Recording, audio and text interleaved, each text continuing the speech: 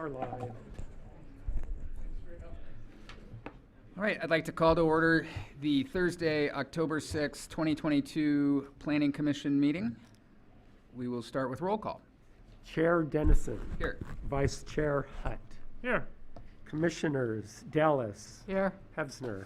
Here. And Spears. Present. Next up, I will entertain a motion for approval of the agenda. Also move. Second. All those in favor? Aye. Next up, we will have a report out from the closed session. Mr. City Attorney. Thank you, Chair. The Planning Commission met in closed session. No reportable action was taken. Thank you. Next up, we have approval of minutes of the meeting of September 1, 2022. Did anybody have any edits or corrections? None for me. I want to make an accommodation. Those were pretty impressive minutes. Very thorough. Welcome. Thank you. Did I count 27 pages? Yes, I don't think I've seen that. That's uncommon, but we wanted to capture as much information for this project as possible. It was great. It was very good. Does anybody have a motion to approve said comprehensive minutes? I'll make that motion. I'll second. All those in favor? Aye.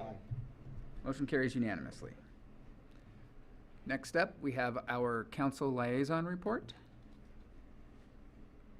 which we may move later in the agenda if so needed. At this time, any person may address the Planning Commission concerning an item that is not on the agenda. The Commission welcomes your attendance and participation. When addressing the Commission, please begin by providing your name and address for the record. Please keep comments to no more than 3 minutes to assure an orderly and timely meeting. Nancy Beckham, and then Deb Sheridan.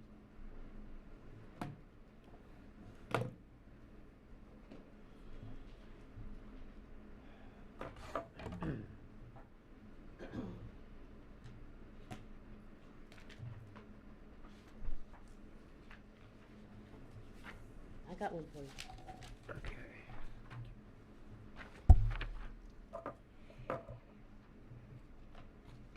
Thank you. Peggy, do I get to publicly embarrass you by thanking you for something you did when I was home watching on TV because I couldn't be here? God damn it. Stop. I don't know. I wanted to thank you for what you said about Jonathan Frankel and that development when you were frustrated and you just let it. Thank you. No, thank you. Public comment, please.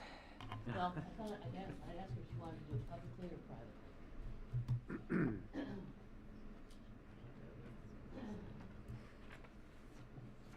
I'm Nancy Beckham. I live at 337 North Lima. I want to thank the Planning Commission for how hard they worked on trying to bring some changes to the Meadows project. I only have one question, and that is how come the EIR was never looked at? You did such a thorough job of looking at every other piece of that thing, but the EIR apparently was just passed on to the City Council, and then they had 2 very quick special meetings, and then the thing was ratified. I don't know why that happened. I don't know why, after all the diligence that you did, that occurred, but I am concerned about it. But, you know, you win some and you lose some. However, one of the things that was gravely not even discussed, even though it was written by me several different times on both the draft EIR and the final EIR, are the traffic mitigations. Because traffic is going to be a concern on 4 streets that are going to carry a lot more traffic. The 4 streets are the north side of Grandview, the last little block on North Sunnyside, right adjacent to the monastery gates. We're not going to talk about Carter, other than the fact that the regular part of Carter that exists from Lima to Baldwin doesn't have a sidewalk on either side of it, nor does Lima.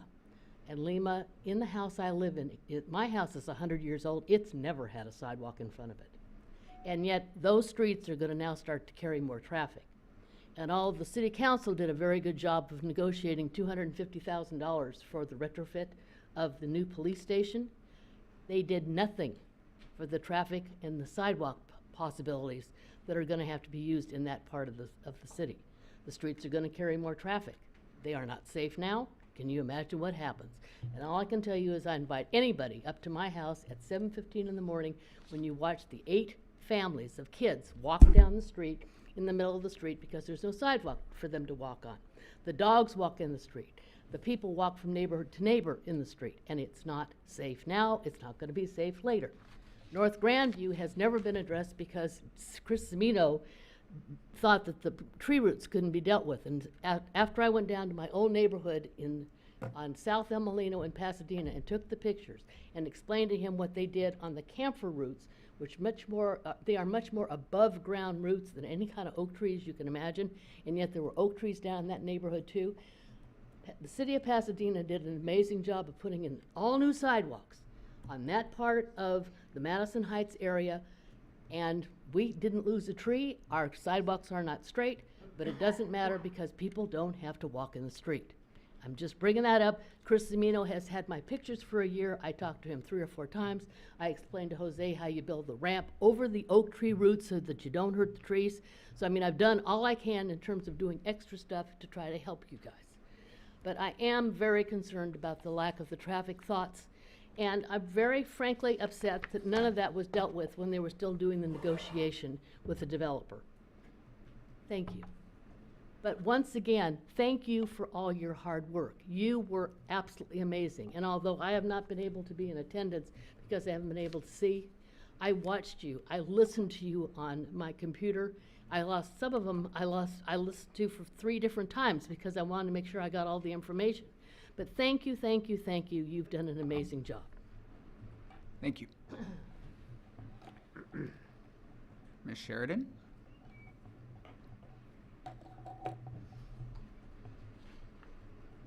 Good evening, Commissioners. Deb Sheridan, Valley Vista Drive. Are you aware that the second the City Council approved the Meadows project, the Heflin property went up for sale? This was referred to as Stonehouse when developers were going to put McMansions there in the early 2000s. You commissioners will all remember, I'm sure, that we residents fought that and were actually listened to. Today, 91 acres for, believe it or not, $2.68 million. If you took the tour then, as I did, and I think several of you did, you know how pristine and gorgeous that property is. Are you aware that the City Council held 2 special meetings, the first one being 2 days after their regularly scheduled meeting, second one a scant 5 days later? The only reason was to rush the project through, hoping to make this official before we residents had a vote about putting the Madre Dolorosa property into the Hillside Management Zone. Are you aware that because of this rash action, there will be a referendum to halt all work because we residents do have rights? Are you aware that the lawsuit filed by Susan Newhausen on behalf of the residents to change the misleading language regarding the number of houses that could be built if the Hillside Management Zone takes effect was 1, but the city has not changed the language on their website to reflect the change the judge ordered? Are you aware that our city manager is already meeting with architects and planners, even though this has not yet taken effect? Are you aware that passing the Meadows project now sets a dangerous precedent for all future projects and future remodels of existing homes? Are you aware that there was a City Council candidates forum, including the pros and cons of Measure HR on Tuesday? Also, there will be another one on the 15th. Are you aware that experts are now chastising Governor Newsom for pushing building in severe high fire zones because the lives that have been and will be lost, including the lives of people who actually live outside these zones, because fire doesn't know about that? Who benefits from all this secrecy, misinformation, and rush? The big developer located in Santa Monica and future developers. No one else. Who loses? All of us. Think about that. But I have to say, I commend you too, even though it doesn't sound like it, but I commend you too for all the hard work that you did. And I, for one, obviously was a little distraught at the way you rushed it through at the end. But I thank you again, as I always do, because your work is so difficult. And the pay is a good thing, is phenomenal. Thank you. Oh, strike that last part.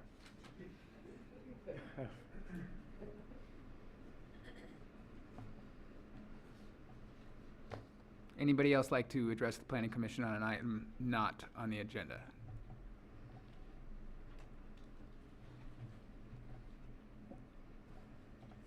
Then we will move on to public hearing number 1, conditional use permit 22-03, a request to allow adaptive reuse of the Villa del Sol Doro Villa for private rental events on property located at 200 North Michelinda Avenue. Does city staff have a presentation?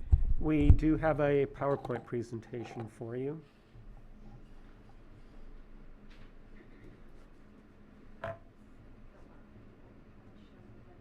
Yes.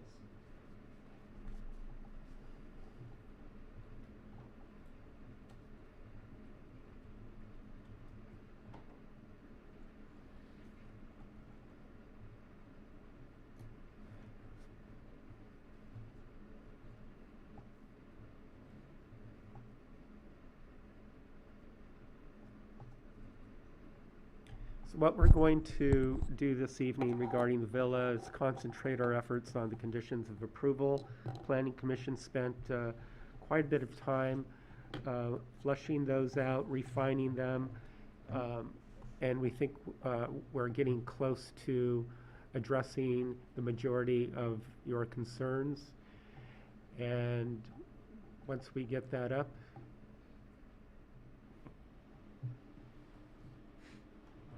it's going to take a moment for the projector to warm up. So the way I structured it was to highlight the last discussion topics that we identified by the commission and proceed with reviewing those topics. And I highlighted them in yellow for this presentation.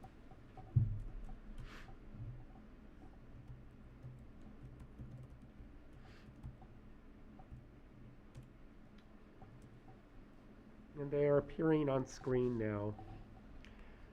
So the first one, this is under the general conditions, under the conditional use permit for the adaptive reuse of the villa. And it addresses a discussion at number 8 is regarding concurrent events.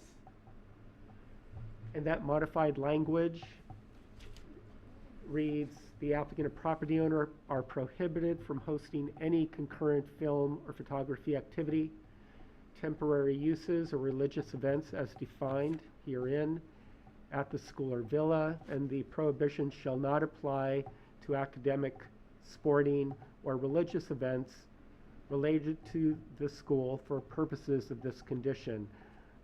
Film or photography activity does not include painting and cleaning activity. And did the city attorney want to clarify that last statement? Thank you, Director. The Planning Commission reviewed recently the filming ordinance, and the City Council approved the filming ordinance. The definition of film or photography activity in that ordinance states that the definition includes base camp, preparation, filming, and strike. So there are 4 components to the definition of film and photography activity. Painting and cleaning activity will be a subset of preparation. So to make it more plain, if something is being filmed on site, there can't also be another filming activity happening or another temporary use happening.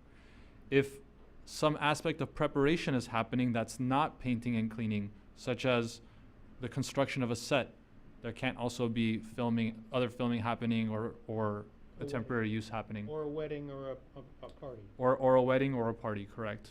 And again, the strike is when they dismantle the set and they stop the filming. So if objects are being loaded into trucks, there can't also be filming happening on site or a wedding or any kind of party.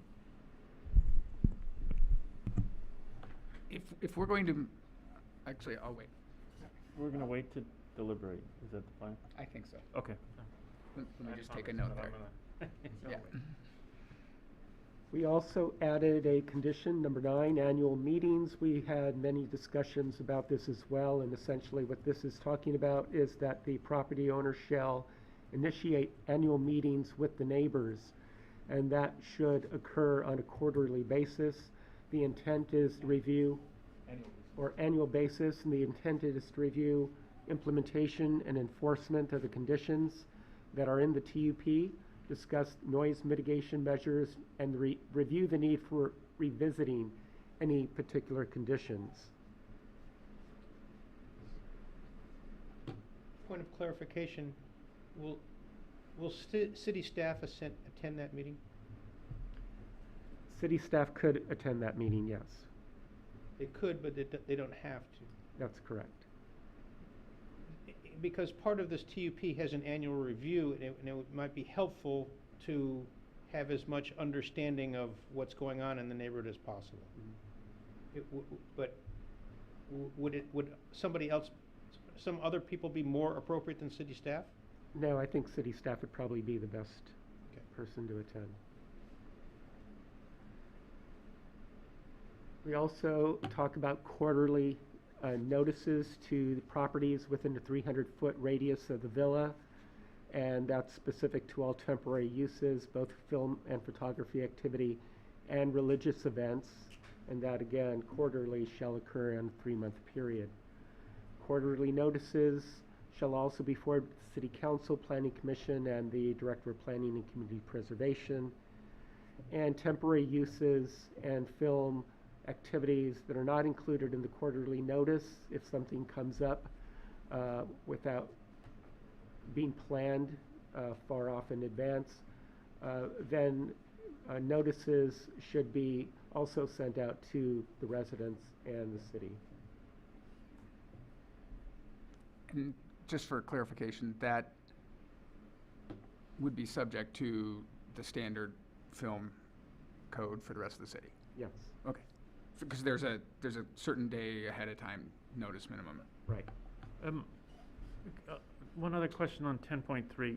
So the idea on 10.3 is notice, right? It doesn't give the applicant the right to exceed the limits that we've talked about by doing this application. That's correct. Yeah. And to clarify, there may be a situation where 3 months ahead of time the property owner doesn't know about the event. So the purpose of 10.3 is to say, if you didn't include that event in that quarterly notice that's going to go out, then you'll need to individually notice them, as opposed to bulking all the notices in one notice. You'll have to individually notice them following the standard city procedure. Okay. There was also language, if we scroll down a little bit, a number of the mays were requested by a member of the public to change that language to shall. The commission agreed, and those changes are reflected here in condition number 11, general condition number 11. There was also, as you saw with the general conditions of approval, we tried to create consistency throughout in terms of format. General conditions were also reformatted a little bit. And we included the temporary use conditions just by adding the word condition.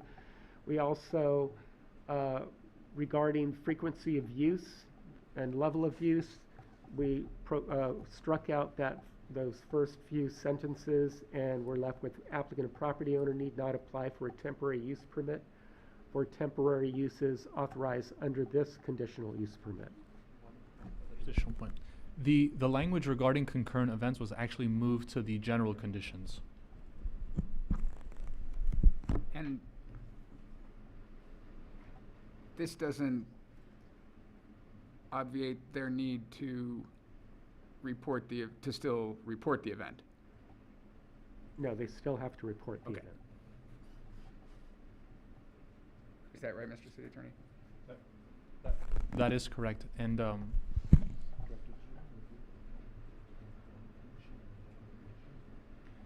We did. That was the very first one.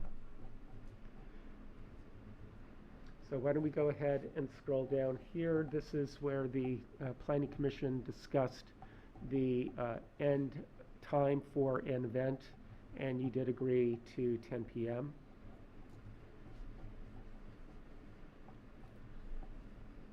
We also had a discussion regarding the use of generators, and we had language that says that a generator has to be placed at minimum 150 feet away from the Alverno campus property line. And at 3.7, we, after much discussion regarding noise levels and hearing from the applicant's consultant, noise consultant, we made a determination that all events shall be monitored for noise levels and shall not exceed 70 dBA at any time as measured from the property line. And the rest of the language was omitted. That seemed to create some confusion and difficult to enforce. We deleted the vehicle access to the Alverno property. That was specific. The commission wanted to eliminate the language that all property gates shall be locked 1 hour after event ends, because it was clarified at 10 p.m. end time. Here it says nighttime lights shall be shut off at 10:15 p.m. instead of gates locked. We wanted a hard specific timeline. And all bottles shall be bagged and not deposited in outdoor trash bins after 10 p.m. And again, this is the on-site event monitor section. 8.3, applicant and property owner shall hire an on-site event monitor subject to the approval of the city manager or his or her designee.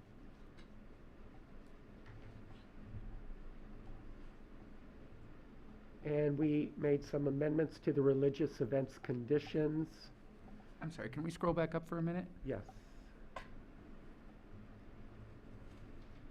It said that the event monitor reports shall be posted on the AHA website. I thought we said that they were going to be posted on the city website. whatever the commission desires, we can make the amendment. You can do both if you desire that.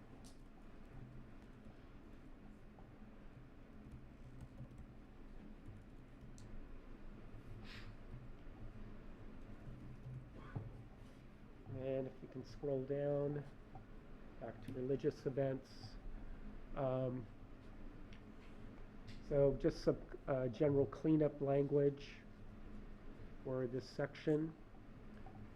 And specifically, item number 3 says noise limitations for the religious events shall be regulated under section 3.0 of the temporary use conditions. We wanted to reference back to that. Number 5, the applicant and property owner will submit to the city an application for religious events to allow the city to confirm applicant and property owners accordance with the conditional use permit. Film or photography activity conditions, again, renaming the title to be consistent throughout. And in this case, the new number 2, temporary use conditions. Filming shall be limited to 45 days per year, but are not subject to limits in section 1.1 of the temporary use conditions. Number 7, applicant and property owners shall ensure that the city has issued a filming permit prior to any film or photography activity on the Alverno campus.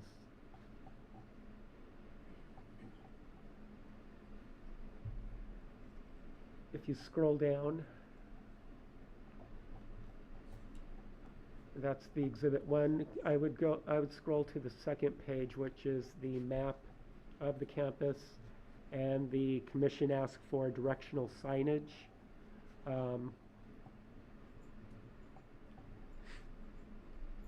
That would be included in the application, as part of the application, also as part of the contract that Alverno has with any purveyor that they're going to have on site.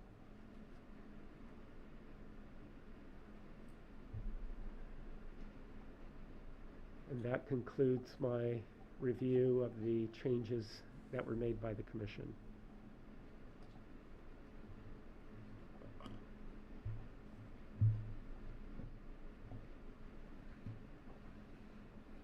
All right, are there any questions for city staff?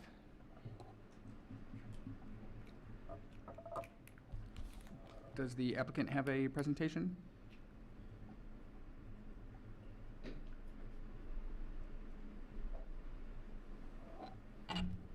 Thank you, Chair Dennison and members of the Planning Commission, also city staff.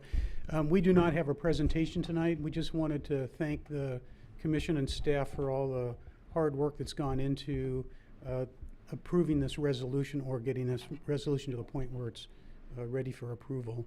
And I'll just reserve my time if you have questions at the end of either, the public comments or your own deliberations. But again, thank you.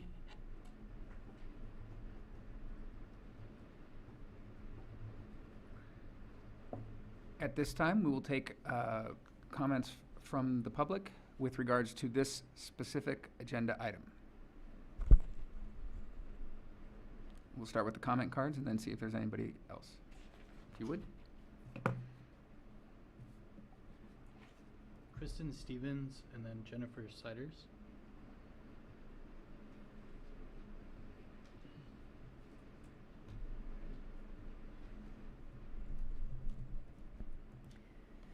Good evening. My name is Kristen Stevens. Thank you. I've sent you obviously a lot of documents, and most pressing is the fact that the city is still using the 1998 lawsuit from 2 Pasadena neighborhoods that allows more noise to be generated than our own city code. Alverno continues to be given these preferential treatments. The 52622 CSDA noise report is inadequate and has a number of very serious flaws. The site should not have a special noise limit. The special limit given to the site of 70 dBA is not from the city code. It is from the 1998 Villa Agreement, and it's meant to be less restrictive.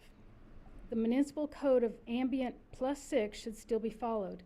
The noise report fails to establish this ambient and therefore never proves that the villa does not exceed the municipal code. In fact, there's instances when the 52622 report does show they clearly exceed the +6 dBA code. Instead of using a vague limit that's obviously not well understood and 24 years old, the villa should instead follow the municipal code, which allows an exemption for noises that measure less than 80 dBA at 25 feet from the source. It's easy to understand, it's easy to enforce, and it's what is in the city code. It's unfair to be spending all the time that we spent, the neighbors, for the last year coming and helping craft the film code to find out Alverno once again gets preferential treatment and 45 days of filming. We are not in agreement with that. The reason this all started is the frustration over the numerous days of filming. If you're gonna have a film code, it's like giving them the TUP all over again. They get an annual TUP that nobody else in the city does. So we're not in agreement. We really wish you would change that. It's just not okay. It's just hard on the residents with having 45 days of filming and every other neighborhood gets 30. So we'd like to be treated the same. Thank you. The violated conditions should not be decimated to cause more problems, such as dancing outside. I sent you a link to some videos to show you what it's like dancing on a terrace. That's not me, but it's very loud. Part of the problem in the noise complaints that have been happening more so since 2016 is because we are finding out there's dancing outside. And it's been a violation, yet there's been no code sanctioning. So isn't that what codes are for? You're supposed to sanction them if they violate them. And instead, they continue to, the applicant, get away with it. Thank you. Thank you.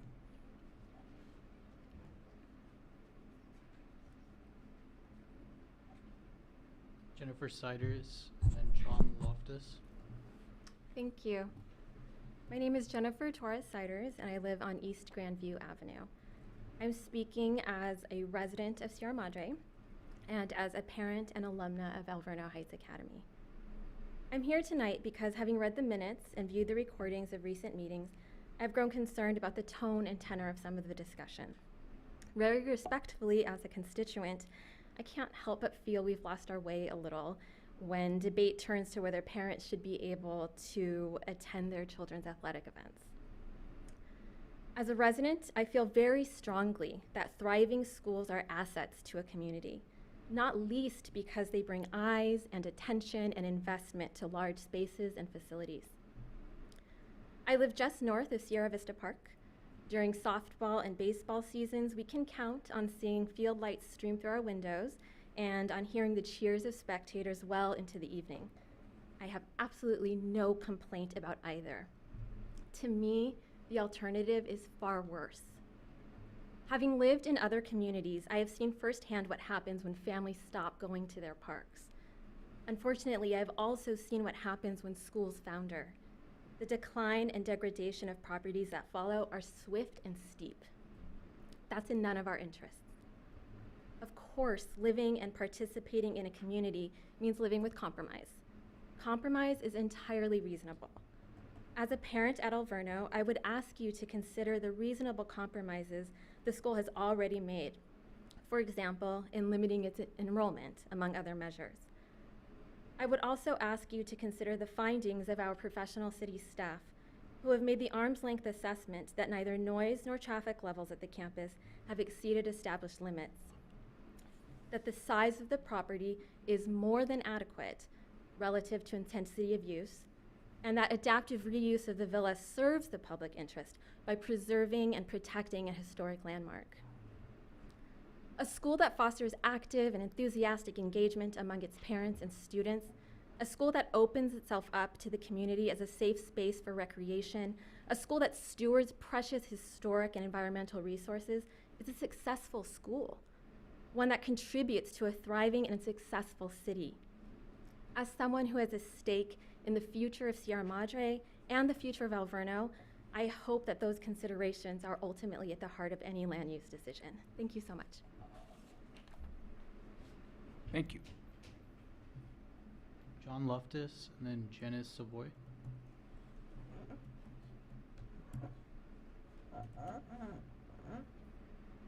Hi, good evening. I'm John Loftus, and I have a son who's at Alverno, and I live in Pasadena, but I think that the school has worked with the city and made some concessions, and I would agree with Mrs. Siders about the size of the property and the events that they go on. So I would just, I'm in favor of approval.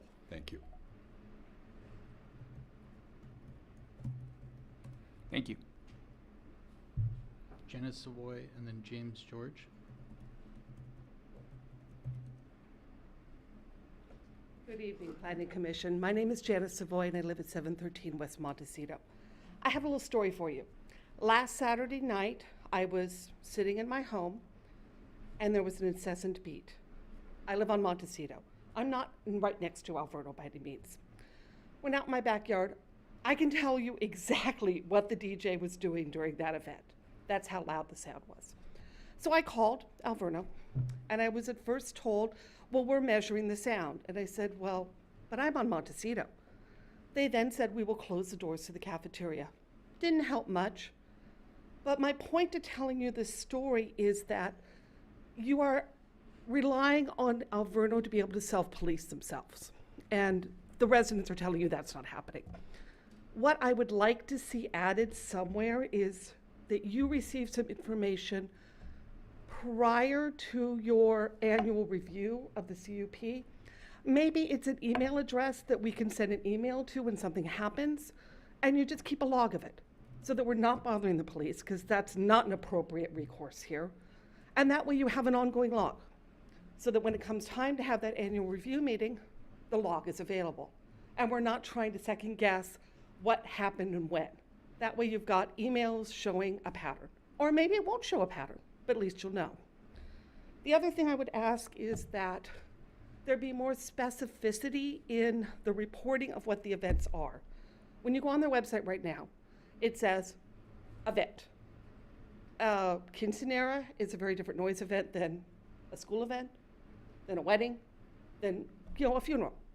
It would be nice for us as residents to know, is it a wedding? Is it a funeral? What kind of event is it? That's not asking for a lot. So thank you. I know this has been a very difficult, long process. As a resident, I appreciate your work, and thank you so much for your time.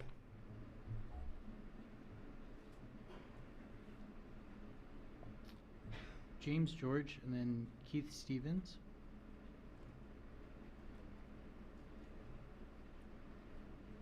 Good evening, my name is James George and I live at 471 San Gabriel Court in Sierra Madre. I have 2 children that go to Alverno now and have been part of the Alverno community since they started the lower school.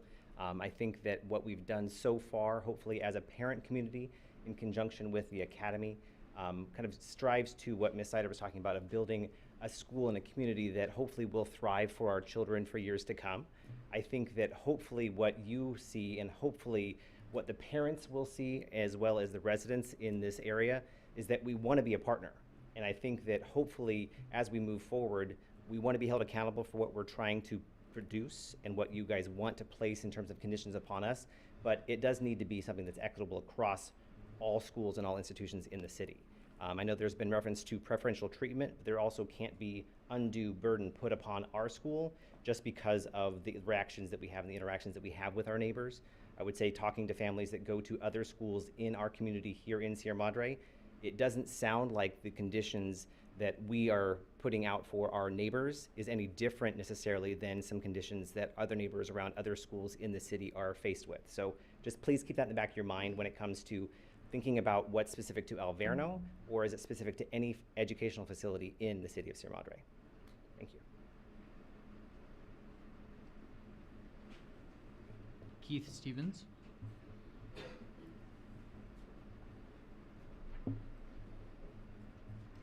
Hi there, Keith Stevens, West Grandview Avenue. I was going to hire a DJ with subwoofers to set up outside so you could experience modern party sound system through walls at 100 feet away. Unfortunately, I couldn't find one willing to perform in a police parking lot. As an alternative, I asked that one of you invite me to your home some Friday or Saturday afternoon and my DJ will set up. He'll get the party started before 6 and play until 10 or 10 after or 10:20 if we're having fun. We'll leave the doors and windows open, as the Villa Sound Study says there's no measurable difference. Volume will be monitored, but the subwoofers will not, as their frequencies are not legally considered. How do you think your neighbors will feel? We'll repeat this process 30 times every 12 months with the same restrictions noted in the Villa CUP. How do you think your neighbors will feel then? Why do you get to assume a consistently peaceful quality of life, but the Villa neighbors are denied? The Villa needs rental income as the school does not provide enough income to maintain the property. When other residential property owner is unable to finance their asset, they must sell or be foreclosed upon. I object to allowing continual, noisy, traffic-inducing commercial business in my R1 neighborhood. I am limited to 3 garage sales a year because more are considered a commercial nuisance. Why am I being forced to accept 30 weekend nights a year of DJ parties, 40 days a year of movie production, all in addition to school activities? At a minimum, I request the CUP deny the use of subwoofers at Villa activities and subsonic frequencies be monitored and considered.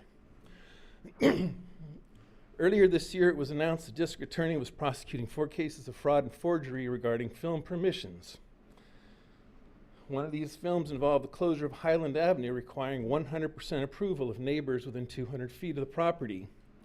There's been a minimum of 3 of us neighbors within the 200-foot distance speaking out against the TUP and CUP at every meeting on the agenda. The only way to get 100% approval on that particular block of highland is a miracle of God or fraud. Our elected council, the appointed commission, and paid city hall employees who attend public meetings know who we are and our proximation to the villa. And yet no one gave a second thought about this 100% approval. Alverno, a religious and educational institution, says they have nothing to do with it, no reason to question it, just accept the booking. We knew it was wrong when the notifications came out and requested documentation and answers. We got nothing, and the other 3 films went ahead as planned. Who's got the residents back?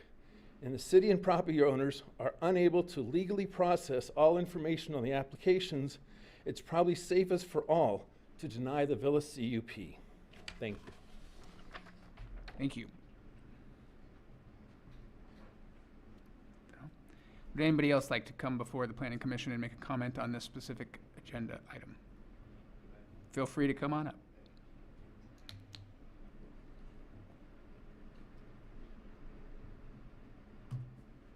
Good evening, Commissioners. My name is Nigel Burns. I am a resident of Lower Hastings Ranch.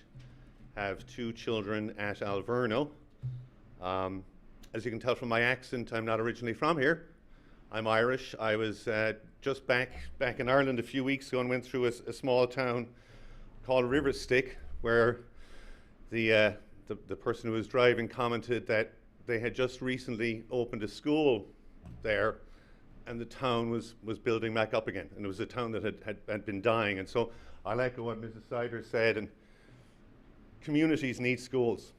They just do. Communities die without schools. That's the truth of it. And all hail to Ms. Fanfara and everyone at Alverno. But our oldest daughter goes to Mills College in Oakland, which is an all-girls school, and which has been taken over by Northeastern recently because it couldn't sustain. And Alverno wasn't able to sustain, which is why it added the lower school, and it's been a fantastic addition. And I think what has been clear from all the work from the commission and the reporting and the school is that we're trying to work with the community, and we're recognizing their concerns. I don't think it's practical that we have to notify the nature of every event. If we have a noise decibel rule, then I think it's irrelevant what the nature of the event is. But we're trying to work with the community, and I would ask them to give us a chance and let us move forward, because we are a part of the community, and we will be the life, blood and soul of the community for many years to come. Thank you. Thank you. Anyone else like to come before? Just come on down.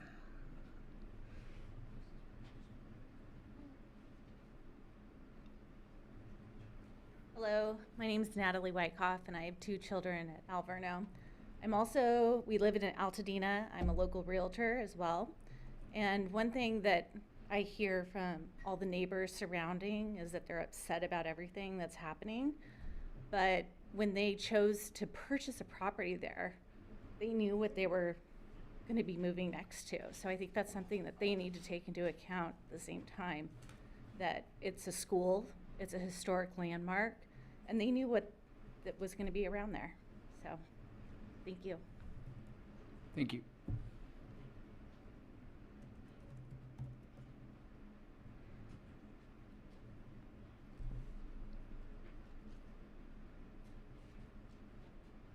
Good evening, members of the commission, city staff.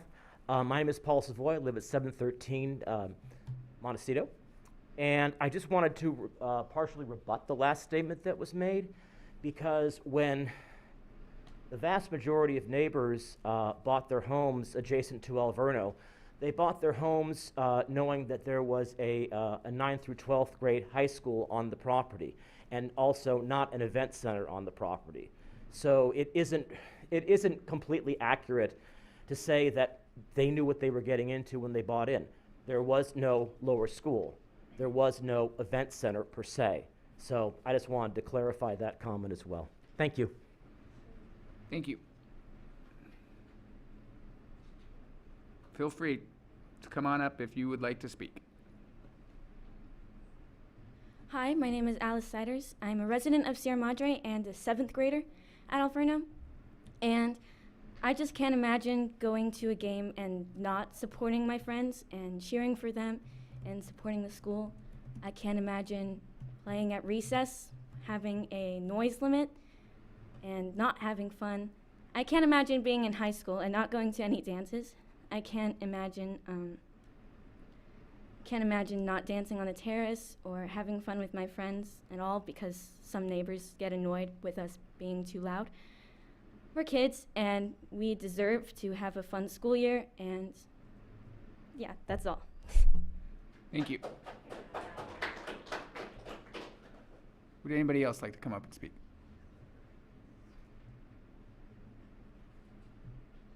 Hi, my name's Running Bear Bunch. I grew up here at 71 East Bonita. I moved out of town and actually moved back to Doherty. But I have 2 kids up at Alverno. My plan was to talk about the permanent buildings, but I think I'm just gonna forgo that and take my 3 minutes to chat about the noise.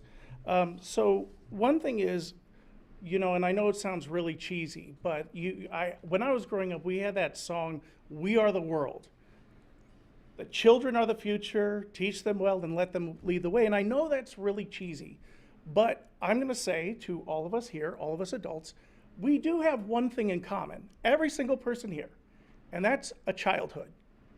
And the one thing I'm gonna ask Sierra Madre to consider is to give any child at least as good as you had it.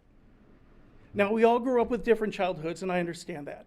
My wife's an educator, I work in entertainment. So as I work in stories, let me give you a brief one. You're sitting in a movie theater with your family, and lights dim, film comes on, move in on a small town school. There are the kids playing, laughing, DJs, one thing or another, practicing for sports, practicing for the concert. And then we move the camera over and we see a neighbor putting up a sign, "Stop the school." And then we move in on an official showing up to the school office, meeting the principal and telling her that the sports have to stop, or at least be limited to 1 game a day. The fundraising has to stop. The music has to stop. The school can stay, but it has to look and sound like an empty box as much as possible. So then we see the principal standing there wondering what to tell the kids who've been practicing for the game, practicing for the concert. What are we going to tell the parents who are planning the grandparents' day out in the beautiful California sun on the field, but they have to be inside, not to be seen, not to be heard? What was our childhood like? Did our town, wherever we grew up, seriously talk about the noise levels of children playing on the playground during lunchtime or fundraising events? There are women all over the world who can't even go to school. There are countries that can't put 2 pennies together to provide a formal education. And what we're talking about tonight is great, do it just not here. Have we all forgotten our childhood and the adults that took us under their wing and allowed us to scream and yell on the airplane and allowed us to fuss at a restaurant and still took us home and kissed us on the head and told us tomorrow's a new day? I would like this city to teach my children, and I would like the residents and the leadership to teach my children what you see their future being. When they take your seats and they take your homes, how do you want them to run a city? Thank you. Thank you. If anybody else would like to speak, now is the time to come down.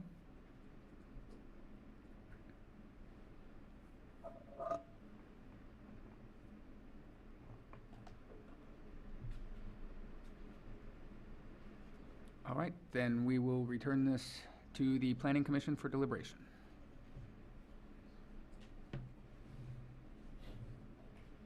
Would anybody like to start?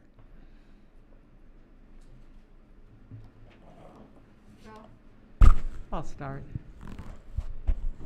So, I love the idea of Alverno in the school, and I'm pleased to know the Siders family that spoke tonight. They're wonderful people, and I think Alverno is part of Jennifer's. That's part of Jennifer's background and what makes her wonderful. So I'm really into Alverno in that sense.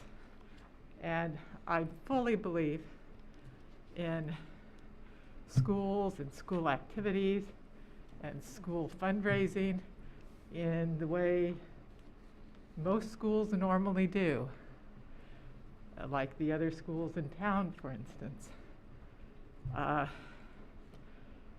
to that point, most elementary schools, middle schools, high schools, don't have continual filming, don't have weddings, don't have quinceañeras, don't have DJs there on a regular basis for non-school events. This is not an attack on Alverno School. It's not even meant to be an attack. It's just, we're trying to be fair to everybody here. The school's great, the neighbors are great, but the neighbors deserve to live in an environment like most other schools have in residential areas. And I'm sensing that it's not equal. What Sierra Madre Elementary School neighbors put up with is not equal to what Alverno neighbors are putting up with. And I've heard even some of the Alverno parents talk about all they want is equal. And so I'm personally ready to embrace that. But I don't know. I'll pass it off to the other commissioners. My comments will be brief. I think Alverno may have not been the best of neighbors, but this is, as far as I'm concerned, this is changing horses midstream to try and deny this project outright. We've come to terms, we've negotiated terms that we can review in a year, and I think that's the way we should proceed. I don't know that we can always change the number of days that are allowed if they turn out to continue to be a bad neighbor in the eyes of the neighbors and rest of the community, and we have judicial review, which I think is in our purview, and I think I can support the terms we've negotiated at this point, and we should move forward. Yeah, you guys have stole all my thunder, which is not surprising. But I think it's important to note that we very much do need to treat Alverno equal with other schools, and keeping in mind that other schools don't run event centers. And so, you know, I think when we talk about kids playing on the playground and making noise, that's something that people bought into when they live near a school. That's a different thing than loud subwoofers at 10 p.m. And so we need to keep that in mind. And I think we've done a good job of crafting conditions, and I think we still need to go back to those because there's a little bit of tweaking left to be done. But you know, I think that's the setting that we need to keep in mind when we do that. And I think it's also very apparent that the school and neighbors still aren't on the same page. And there's still a lot of work to be done, a lot of outreach, and a lot of, hopefully, community building.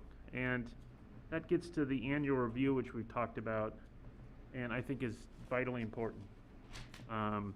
We were talking about setting objective sound measurements. We're going to have monitors that are approved by the city manager. I think the idea that we heard today of having someplace that people can generate a log and send their comments so that they'll be considered at the annual review is a really good one. And I think hopefully over the next year, Alverno will work more on outreach, and we can try to get a system that works for everybody. When we go back through the list, I think the comment about the type of event in the notices is a good one, and I hope that can be accommodated to some degree at least, because it does seem like There would be a different noise level and expectation at different types of events. Also, we have a decibel measurement, but we didn't address the whole concept of subwoofers and low frequencies. And I'm wondering if there's some way we can address that, because that is an issue. How do we measure that? I don't have any idea how to measure that. And I'm wondering if there's something we can do when we get to that section to look at that, so. So to the parents that showed up and to the student that showed up, I would suggest that you go back to your school on Monday and ask them to do one thing. Cancel all of filming. Let the school be a school. Let the school be a place where kids can learn and have fun. Let the school exist for what its purpose is, to show kids how to respect one another and how to take responsibility for their behavior. But that's not why we're here. We're here because we have a school that needs to make money, and they do it by blowing up things in the middle of the night. And we have neighbors that are all around there that are impacted by that. We're not here because it's a school. We're here because they're using their facility to make money. This is all about money. And there are, I did a report for the city council. There are 1,500 school children in the city of Sierra Madre. The largest campus in town is the Alverno campus. The smallest school in town is the Alverno. So you have the largest area with the least number of kids. I used to be the assistant principal at schools of 3,000 and 4,000. We didn't get all these complaints. There's something going on there that's different than all the other schools. There's a problem at that school. There's a problem with their relationship with their neighbors. And we are forced to come up with some kind of complex way of solving that problem. And I personally object to it. This is a problem of a relationship between an institution and its neighbors. And if it's an institution that is religious, and if it's an institution that's supposed to teach values, it's doing a crummy job. So we have worked very, very hard on trying to craft a way that we can agree on behavior. And we're looking at what the behavior of the school is so that we can begin to find out how this school is behaving so that we can affect the behavior. And while this ordinance is not perfect, we are at a loss of what other things to do. But we're trying really hard, and we've spent a lot of time and a lot of energy, and a lot of the rest of the citizens' money has been spent in crafting this ordinance. A lot of people have paid extra money so that Alverno can host a movie shoot.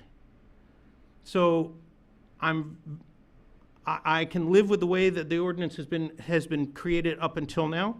I think the trick now is going to be enforcement and to make sure that Alverno complies. I would love it if Alverno would step up and enforce themselves, but given their track record, I am not optimistic. So a year from now, when the ordinance says that we will come back here and talk about it again, I hope there is documentation and I hope there are no problems, because I think that's what the neighbors would like. You know, but let the school be a school. Let the school teach children. Let the school do what a school is supposed to do. But a school is not there to have movie shoots, and we've given them 40 days a year. I mean, come on, that's a lot. It's not going on anywhere else in the city. The only place where we're seeing that intensity of use is on that piece of property with the smallest number of kids. So to the parents that came, good for you for supporting your school. You get an A for that. But please go back to your administration tomorrow and say, hey, things need to change. Because that's the only way that Alverno is going to get along with its neighbors, and we're going to solve the situation.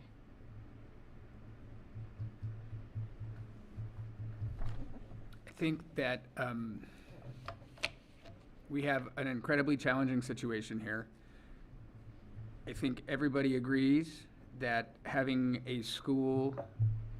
more schools, open schools, is a good thing for everybody. I think that that currently comes at a cost for that particular property. They asked for significantly more than this commission has offered. We have shortened the time period within which they can film.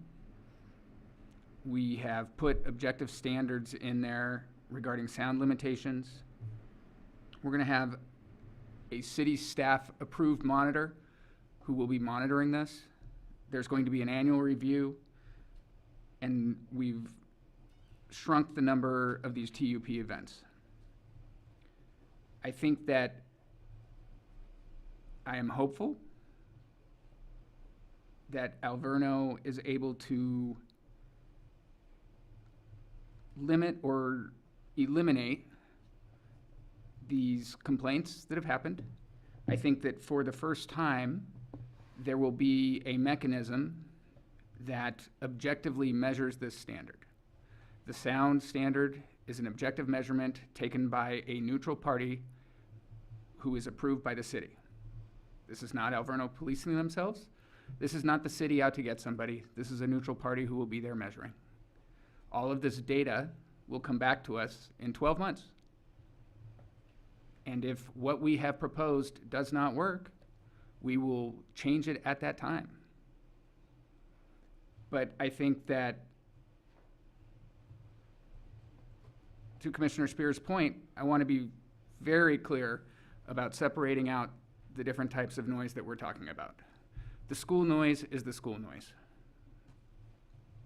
I do not feel that I can, in good conscience, limit the school noise. That level of school noise happens at every one of the other schools in town. When we talk about the other items, I think that having very clear and objective standards that are measured and reported on is the enforcement side of it that we have not had previously. And so I guess with that in mind, I think we should probably reform a couple of those points that we revisited, and then see if we can get this into a condition to get finalized.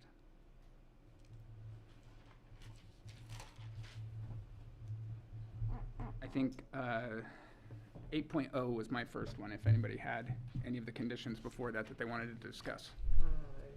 I didn't memorize the numbers, so if we could put the list back up.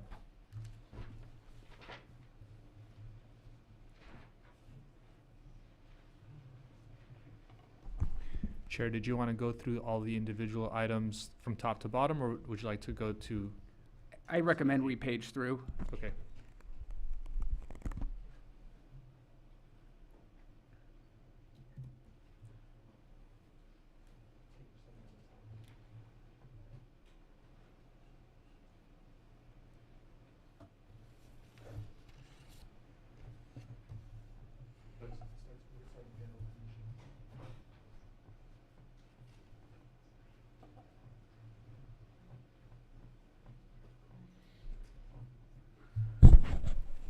I have just one quick question.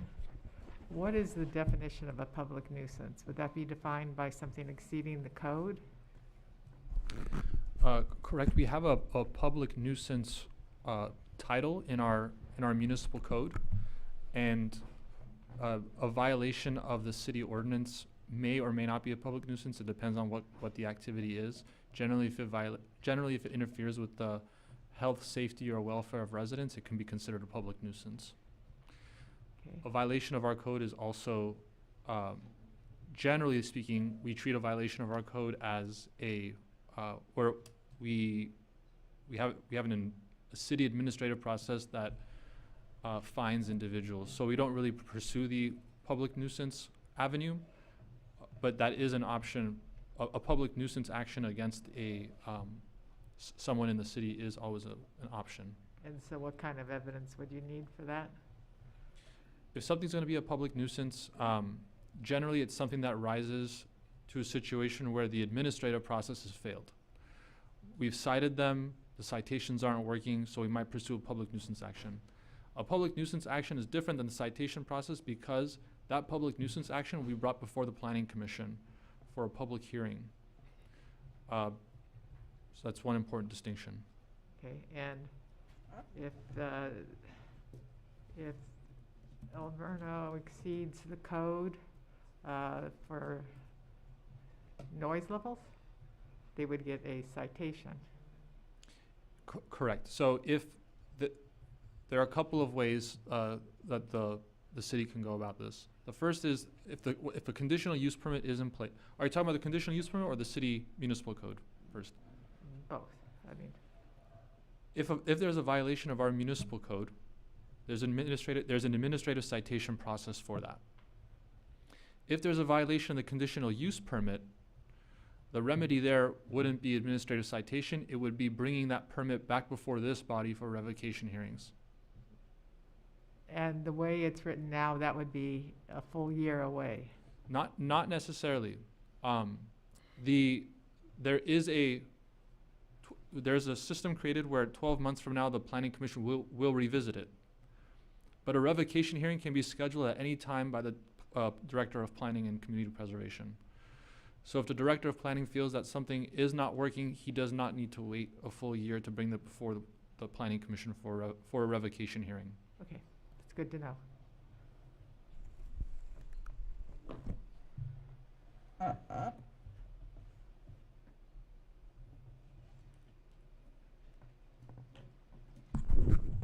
Does the commission have any amendments to the general conditions of approval? Can we scroll down? I don't have anything through 3. So 5, this is where we're talking about revocation figures. Can we scroll down so we can see all of 5?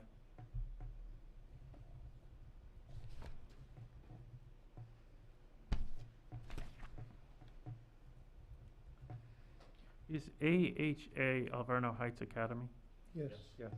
You know, one thing I've noticed is that sometimes we say AHA, sometimes we say Alverno Heights Academy, sometimes we say Alverno, sometimes we say applicant and property owner, sometimes we just say Alverno. If we could just do a search and scrub and clean that up, I think it would be helpful.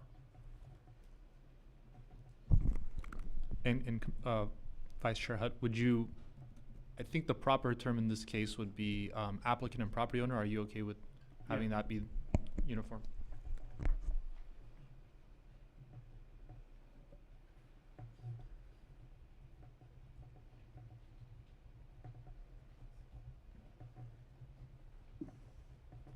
I'm good with this part. One question, does it define who the director is anywhere? Or are we to assume it's the director of planning? We're to assume it's the director of planning. That's defined in the code. It is? Yeah. Oh, okay, thank you.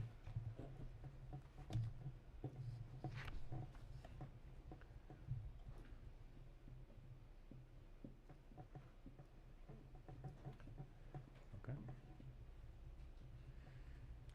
Can we scroll? Let's keep scrolling. Okay, so 8, you got your first one? Yeah, so I think that these apply to all events, not just filming specifically or rental events, correct?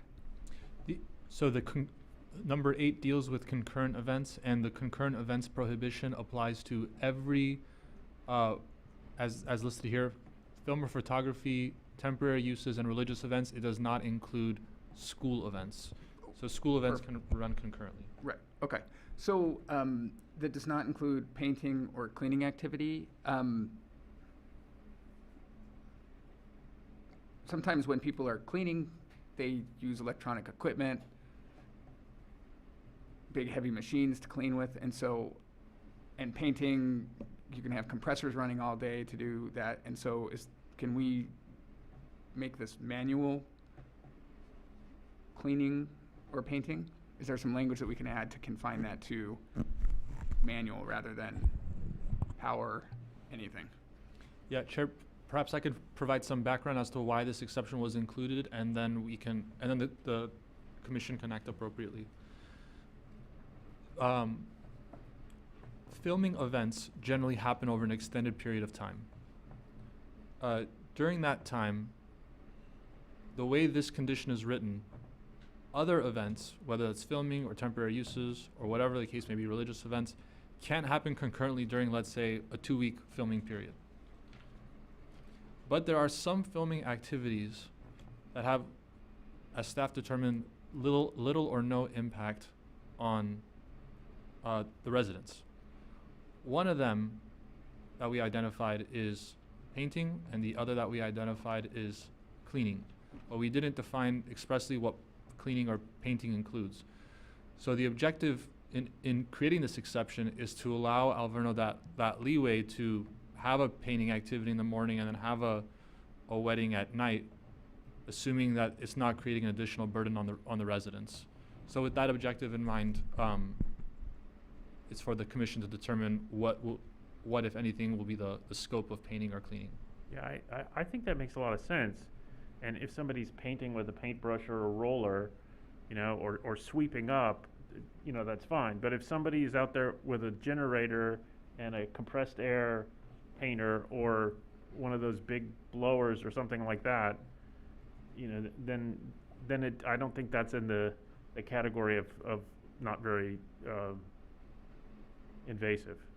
So I think we should try to limit that. So, do you have a recommendation on the language that would help keep that?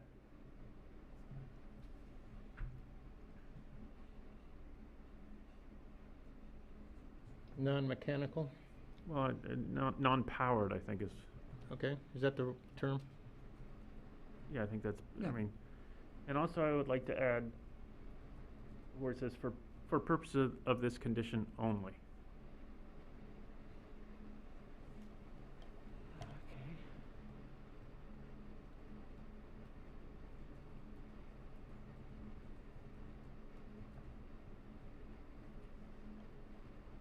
And if we're good with 8, I'm not quite there. okay.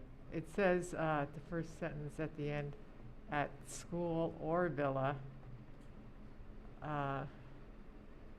Does that mean that they can be considered separately? Would it be better to say school and villa because they're considered as one place? Yeah, that was our intention, and if you'd like to make that amendment, we can make I that. don't know, does that make sense? That makes sense, I agree.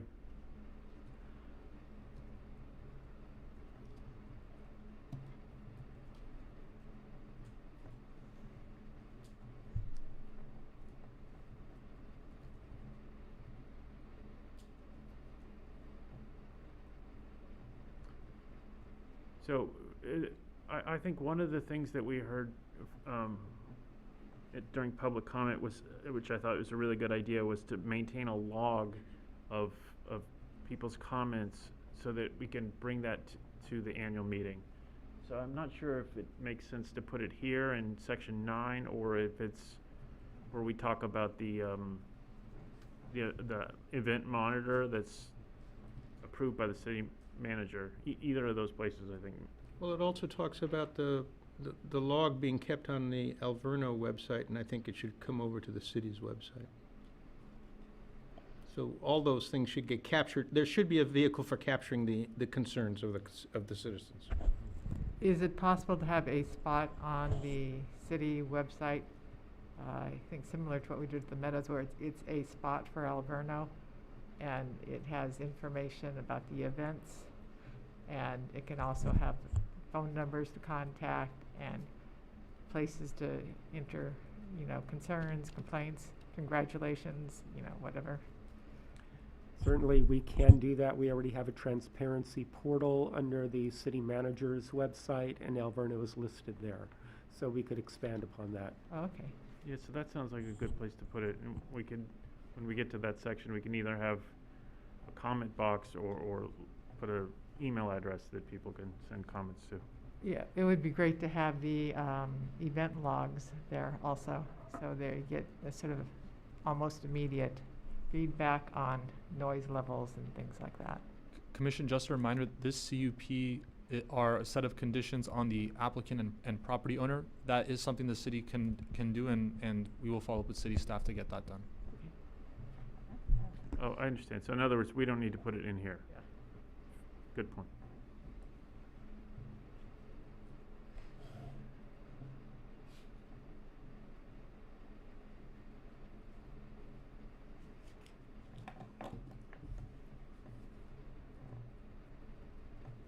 I think, okay, then moving into quarterly notice. I'm sorry, maybe can we add to the annual meetings that a copy of all of the event reports are included in there? I think that would be Yeah. good for everybody to see as part of that pamphlet, brochure, and annual meeting.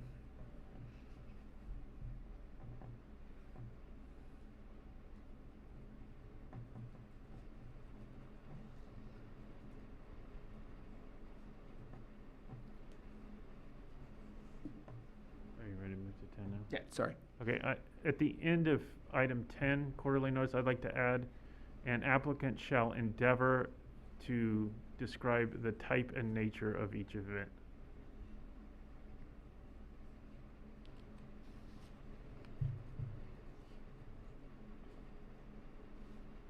And then let me know when you're ready.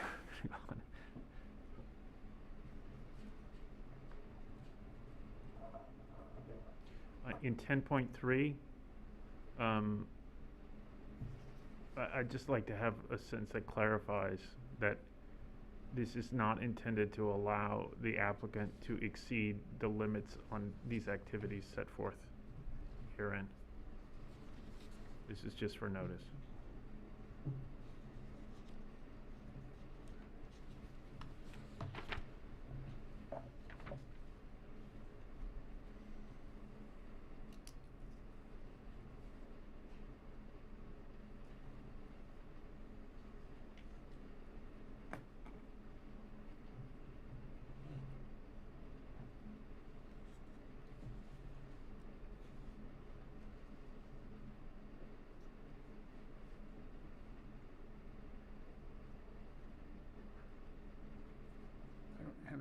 I don't have anything here. Yeah. We can keep scrolling. Yep. Other way. I have something for 11. Okay. It says something about verified complaints. Who verifies the complaints? I mean, The planning committee will be provided with the event monitor's reports and with all verified complaints and remediation actions taken by AJ. Right. The purpose of including verified complaints, what we tried to get at there were complaints that were verified by the individual that was appointed by the city manager to log what the activities at the event monitor essentially. The event monitor would be able to verify whatever complaints were submitted by residents. And also, those would, yeah. Also, there's a correlation between the scheduled event and the complaint. So that we can tie it to some event, because it's not just kids having fun and the noise. In other words, they scheduled an event for whatever, and there were complaints for that event, and so there's a nexus. okay. And that's not to say that residents couldn't submit their complaints to the planning commission or the city. This is only for purposes of when the public hearing happens and the commission is going to base their decision on something. The commission should base its decision on those complaints that have been verified by the city appointed public event, the event monitor. The event monitor. Do all events have monitors? For temporary uses, yes. Like a school event wouldn't have an event monitor. And just to clarify, there are event monitors and filming monitors. These are two separate monitors. So there will be a filming monitor for filming events. For film shoots, there will be an event monitor for temporary uses like weddings and such, but school events will not have event monitors. Okay.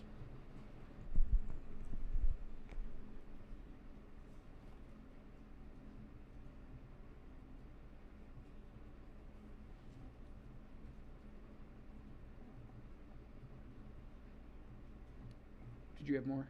No, I'm good on this part.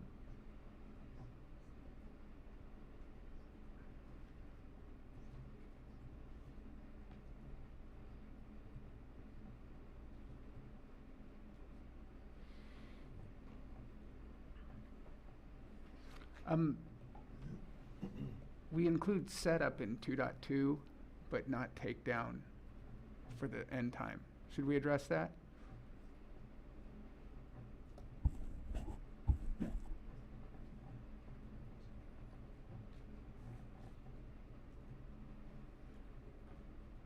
If the commission would like, they can make that up. Yeah, I mean, if the intent is that everything's done by 10, and we say including setup at the beginning, it begs the question if we don't, so. Yeah. So why don't we add that, including takedown? Take down and clean up. Yeah. Takedown and clean up.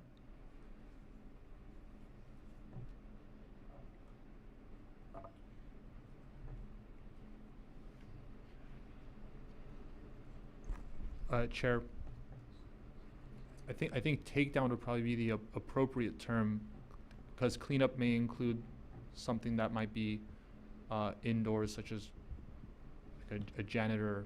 Right, yeah, we're not trying to limit a janitor who comes through afterwards and is inside. I think what we're trying to limit is scullery, taking down the... Striking the set. Striking the set, taking down the setup, Yeah. the cleaning and cleaning of pots and pans and all that. Let's just use takedown. That's a good point. That's a good recommendation, thank you.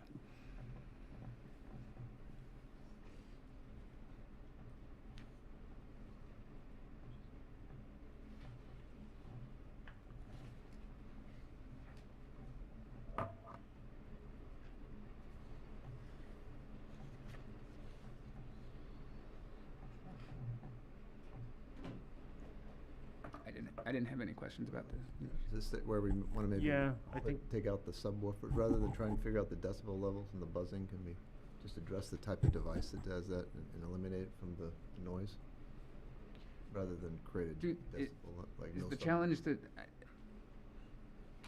I was a music major at one point, I guess I probably should know this, but, I mean, do they not register at the same decibel? Is that the challenge? Yeah, I mean, the issue is that lower frequencies travel farther and through impediments easier.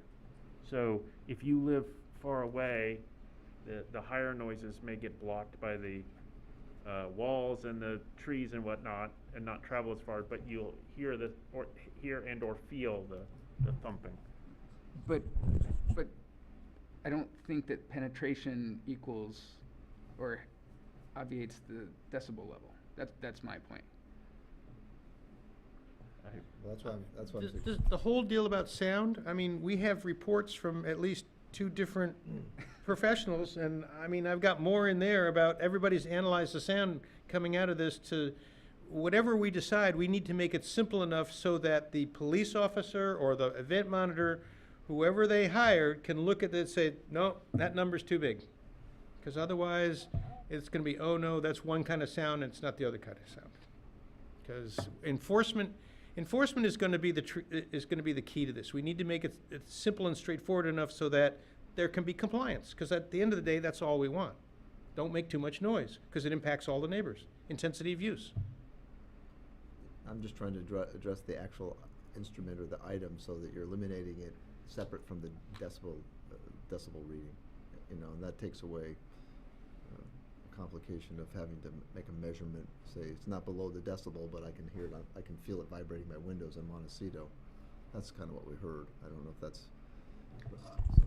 If the commission desires, we can hear from the applicant's noise technician. Are they here? Yes, sure.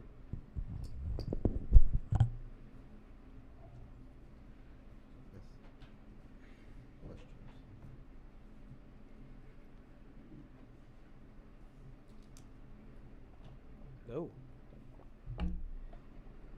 So I think I've heard a handful of questions, so I'm going to ask for you guys to repeat. Just let's start with 1 or 2 questions, and then I'll go from there. Does the decibel level apply equally across every spectrum of sound, such that subwoofers emitting greater than 70 decibel will register the same as the rest of the spectrum? No, it does not. The decibel level is written as dBA, which more correlates to how we hear most things. In terms of low frequency sound, it does not register the same. So it registers greater. The term greater, you can allow for more low frequency and still have the same dBA level, because we are less sensitive to low frequency noise than we are to high frequency noise. So the dBA value, which is used across all municipalities and all states, does take low frequency into account, but it allows for low, more frequency noise, such as trucks and cars and traffic, and music falls under that same category. Which is why we had the lady on Montecito, which is 2 blocks away from the school, complain about the low frequency noise she heard. It is very common amongst all noise complaints for people to say, but I hear low frequency noise. The purpose of all of the noise limits, whether we're talking about this project or all projects, is not to eliminate the noise. We're never going to get inaudibility. And the purpose is not to limit it so much as to hinder the applicant. Low frequency noise is always going to travel farther. I think, as Mr. Hutt said, they're larger sound waves and they do travel farther away in that respect. Is there a way to measure the lower frequencies? Yes, yes there is. How would one measure that? There is a different decibel level value called the dBc. So the dBA is a weighted curve. I know. Weren't you a music major? We all know this stuff. So the dBA follows more of the pattern of how we hear sound. The dBc is a different curve, not as forgiving for some of the low frequency noise, and is used most often when referring to noise levels from entertainment venues. So there must be a scale or gradient we could refer to as to a level of sound that we would choose to limit for a party situation. If the city would like to go that route, then I say review what San Francisco does. They have the San Francisco Entertainment Venue and Entertainment Council, in which they have dBA values for most things and dBc values for venues that generate a lot of music, or just any music. Okay, thank you. Do the noise monitors that are monitor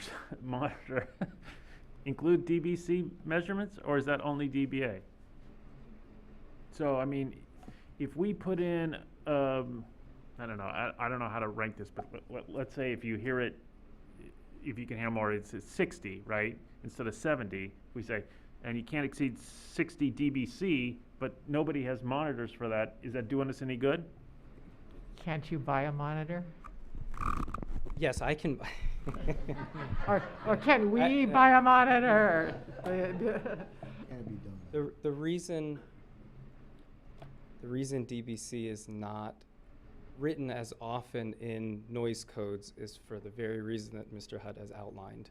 Most noise enforcement officers are given a very simple meter that is, yay size, and gives them one level output, which is dBA.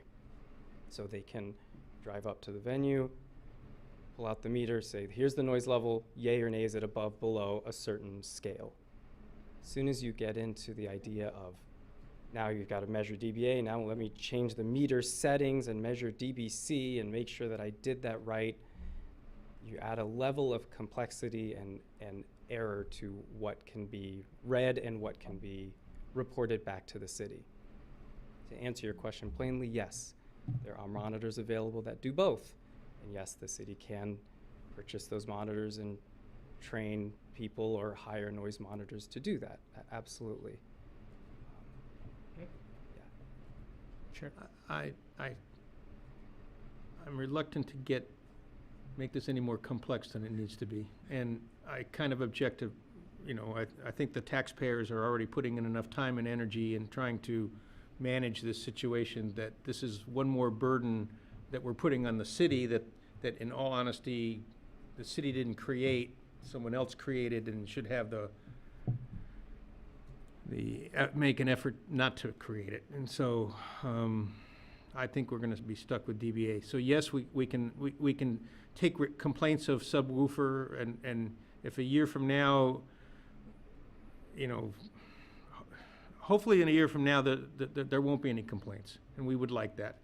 But if a year from now that there's a lot of complaints about subwoofer, then maybe the city is going to have to step up and buy another monitor to monitor the Alverno behavior so that we can get compliance.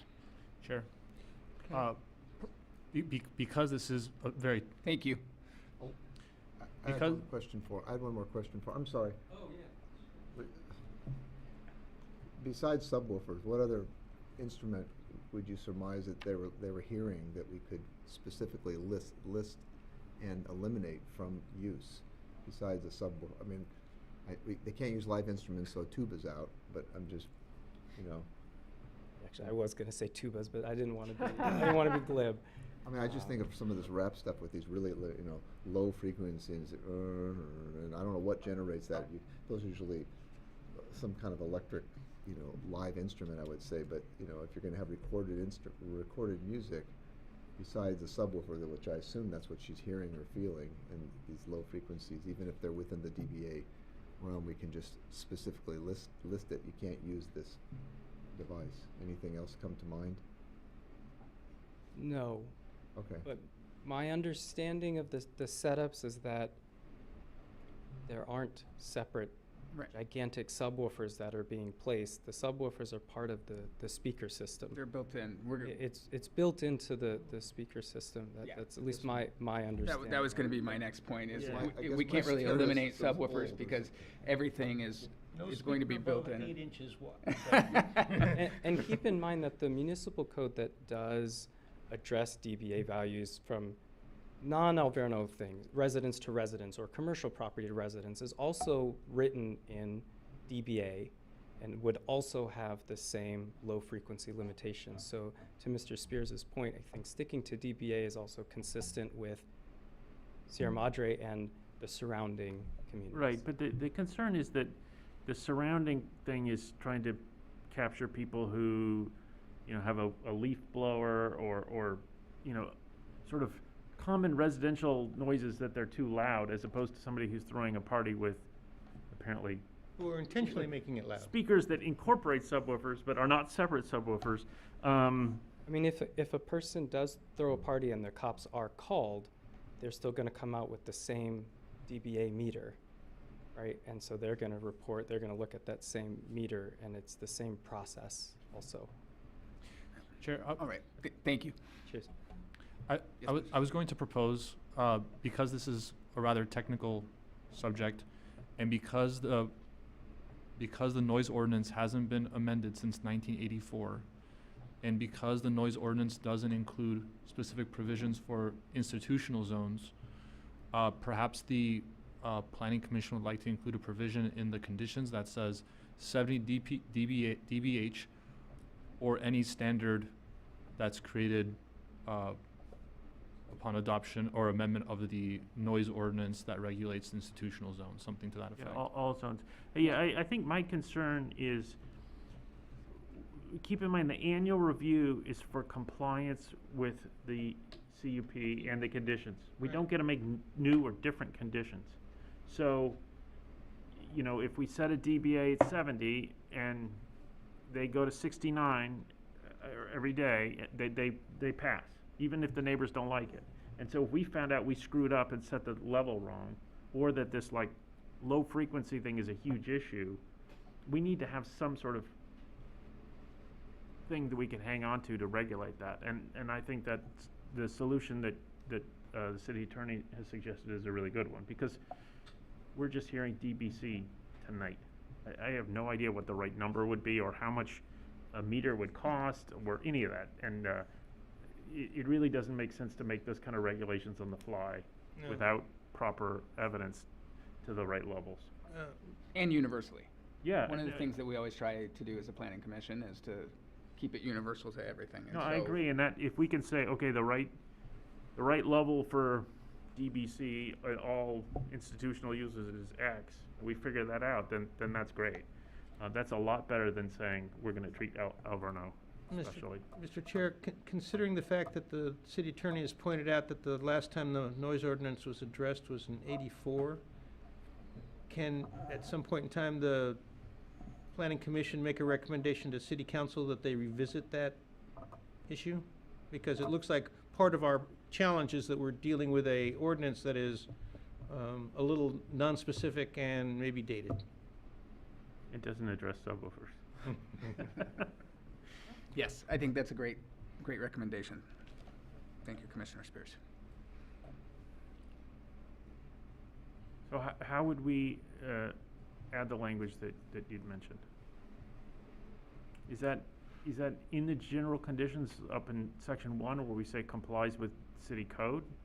Can we just put including without limitation noise ordinances of general application? I think it'd probably be more appropriate to include in section 3.7 to say, so it lays out the 70 dBA standard, and then to include some kind of clause at the end that says,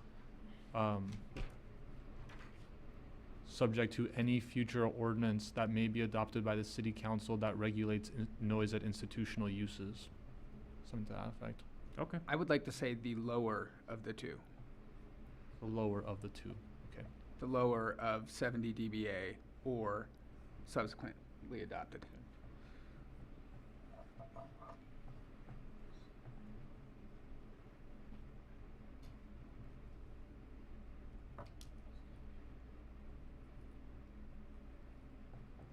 Okay. Yeah, I think that's good.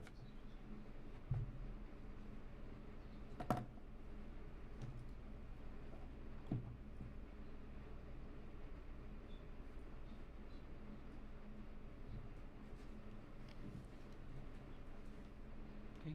Yeah.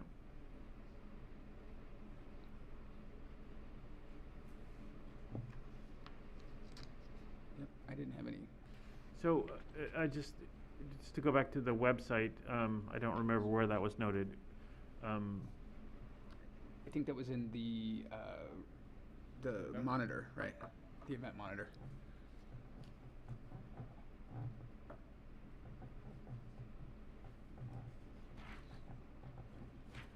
The event monitor's further down. Yeah, I think we haven't gotten to the event monitor Okay. yet.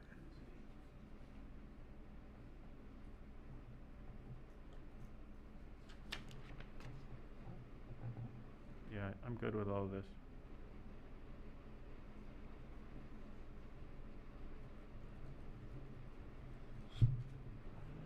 Yep.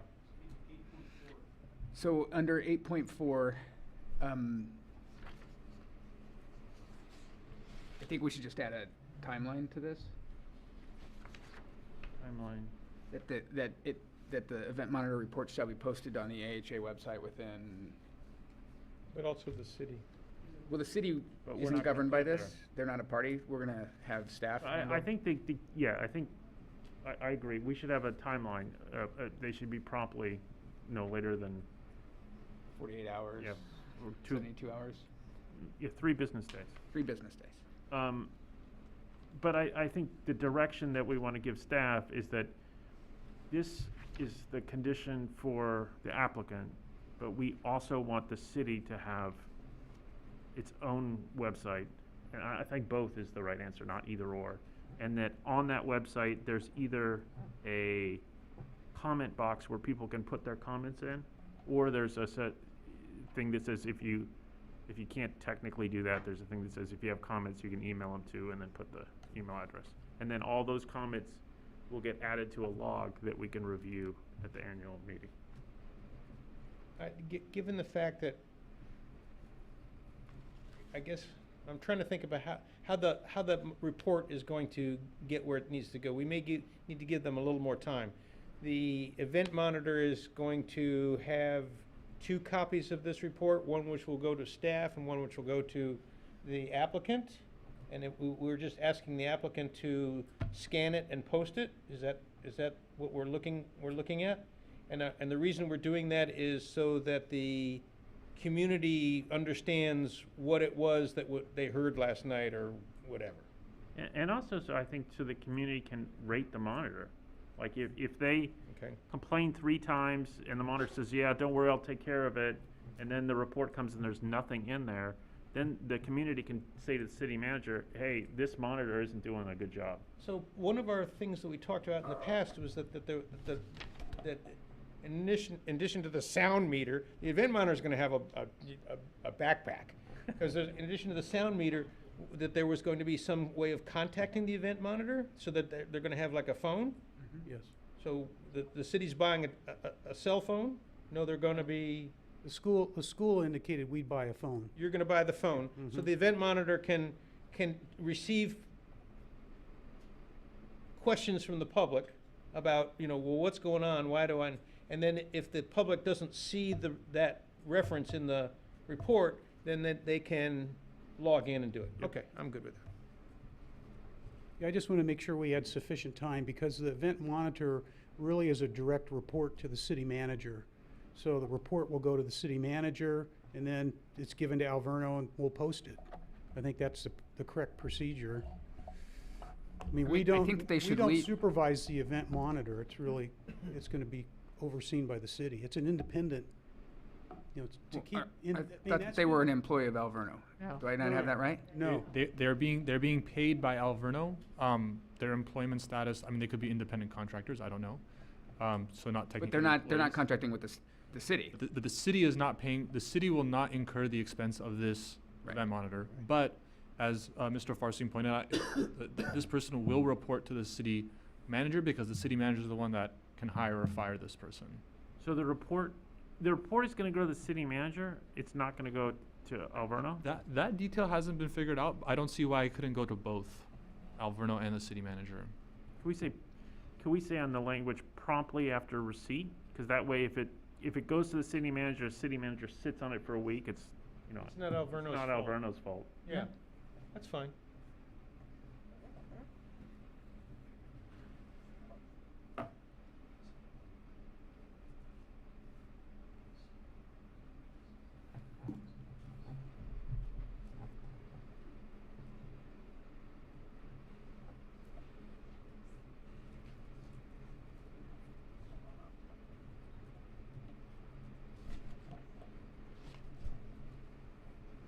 Did we skip over the part about the parking attendants? I think it's under the temporary use. How many parking attendants will be there? I think it was up there. I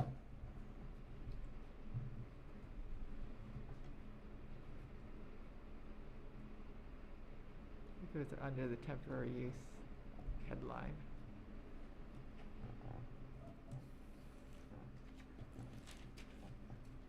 Traffic and parking, probably, no? It's condition 1.5. 1.5? Under temporary use. Okay.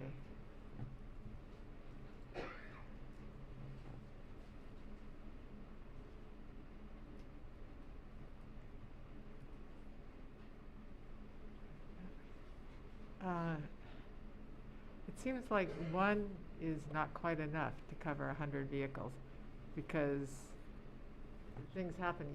You need somebody always there directing traffic, but if somebody's caught answering somebody's question, It does say attendance, so there can be more than one. At least one. It seems like maybe at least 2 would be more appropriate for 100 vehicles. It's a lot of cars. Commission, perhaps we don't tie this to number of vehicles because we aren't measuring the number of vehicles. The limit here is 200 guests. Right. So whatever the number, however many vehicles they bring in, that's the number. I imagine it's going to be less than 100 vehicles, maybe, if people carpool and. So it's up to them to determine how many, up to Alverno to determine how many attendants they need for 200 cars? I think tying it to, because the commission wants this to be an enforceable standard, I think tying it to the number of vehicles would make it unenforceable. Okay. So setting some standard based on number of guests might be easier. Well, right now it is tied to the number of vehicles. At least one parking attendant shall be assigned for every. Right, so he's recommending that we change it to the number of guests instead, because we have a limit of 200 guests for any one event. Okay. And so we could say something along the lines of, for every 100 guests, there shall be one parking attendant. I don't know, what do you guys think?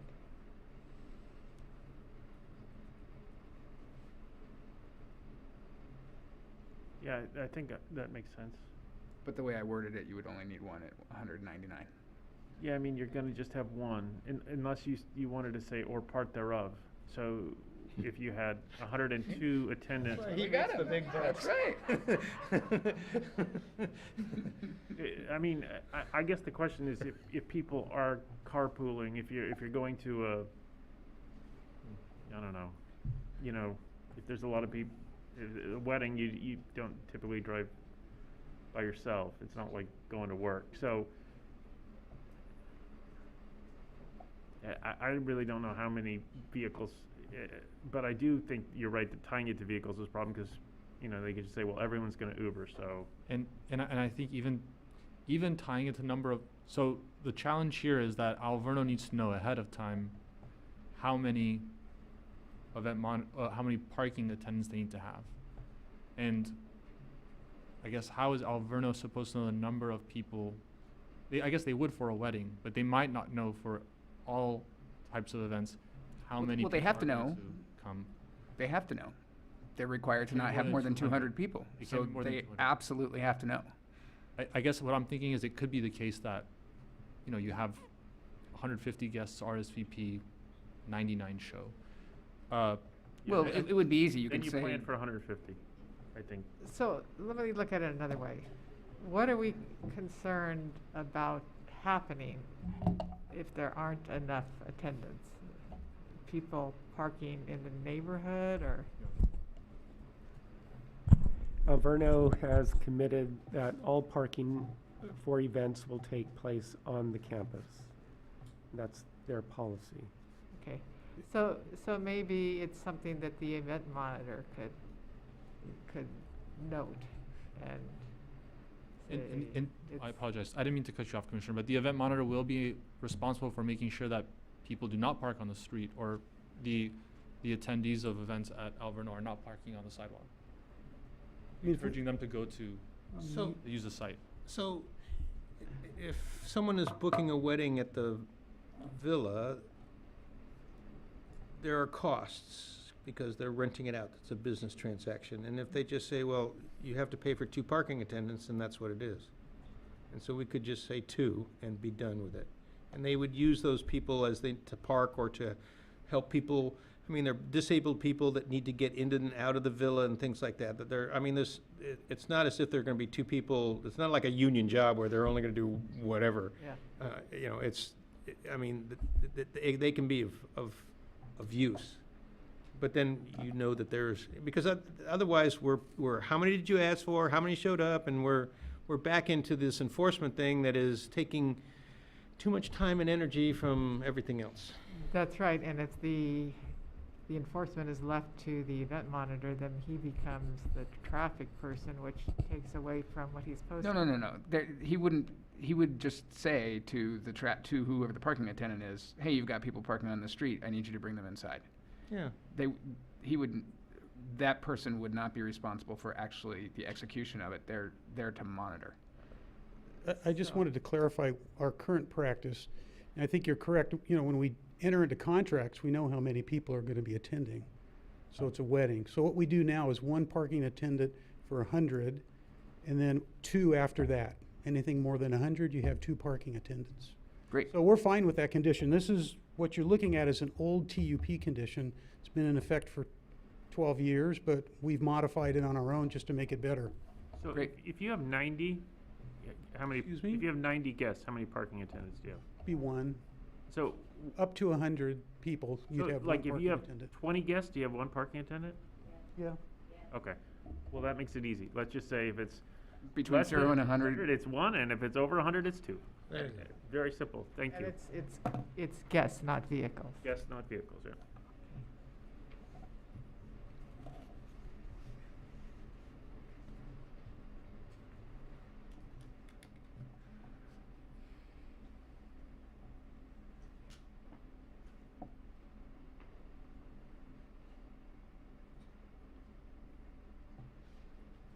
I think that takes us to the end.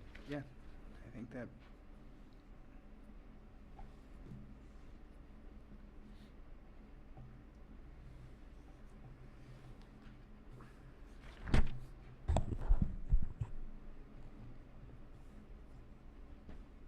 Let's keep scrolling if nobody has anything.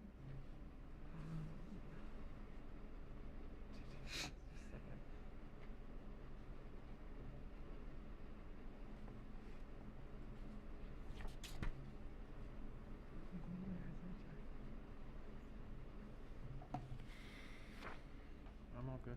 Have we gotten to the point of dancing on the terrace yet? You tell me, what section is it? I don't know. Just remembered it as an issue. That was up above, I thought.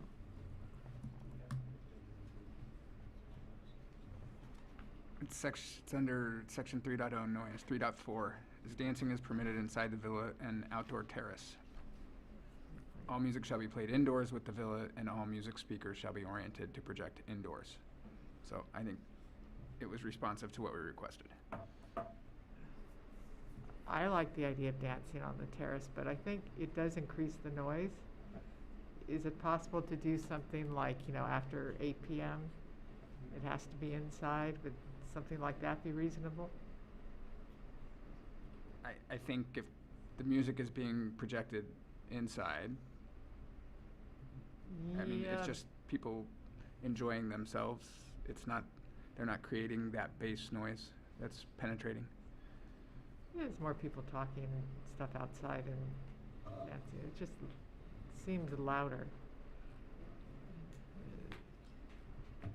You get a lot of people out there dancing, it's going to be louder than, just a few people out there having a quiet conversation while everybody else is inside dancing. And so, and maybe, just restrict it for only later in the evening, like 8 to 9:30.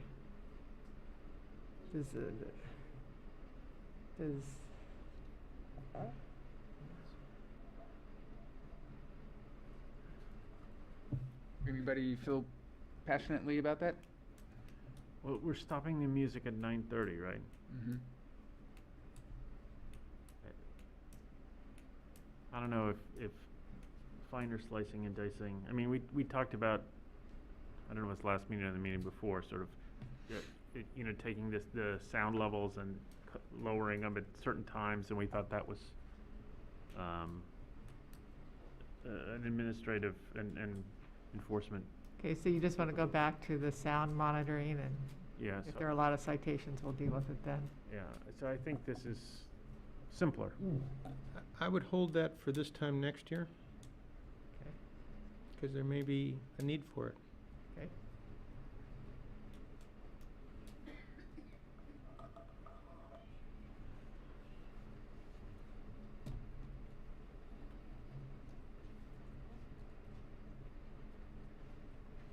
All right.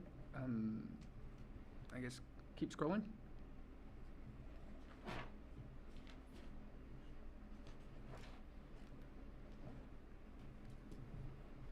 Keep going. If anybody has anything, please speak up.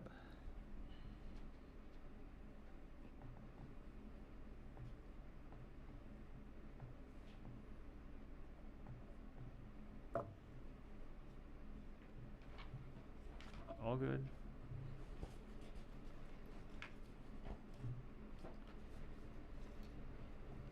Keep going.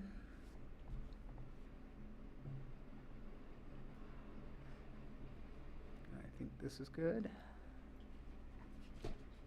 And that brings us to the end of the conditions.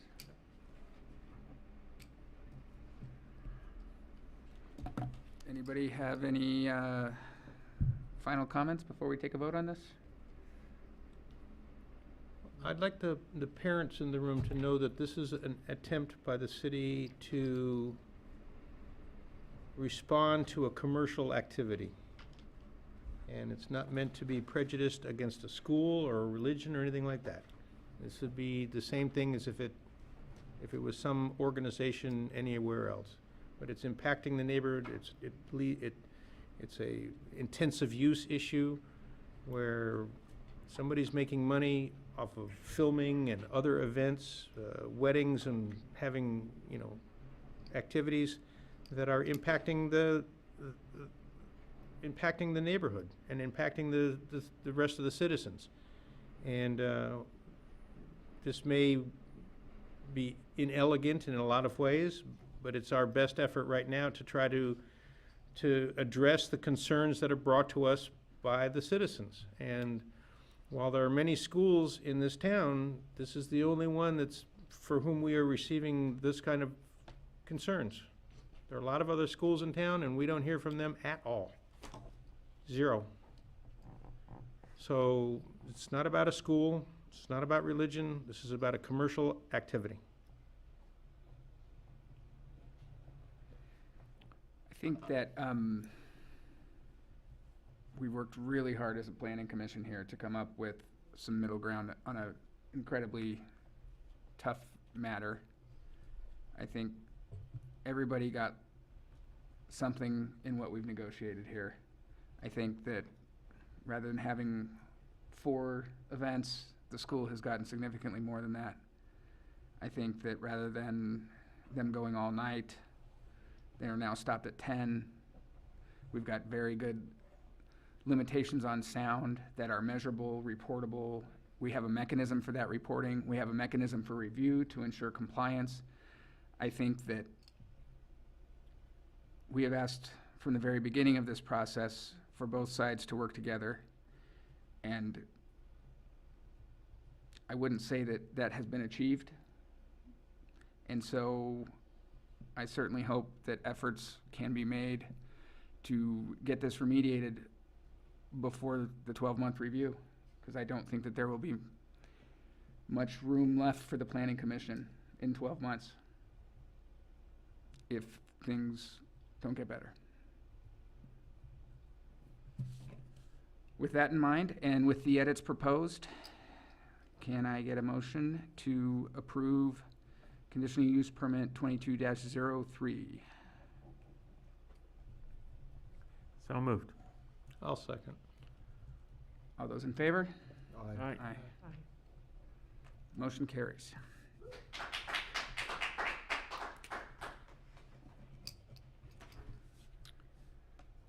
Should we take a break before we? Yes. Yes, we should take a break. We will adjourn for 10 minutes.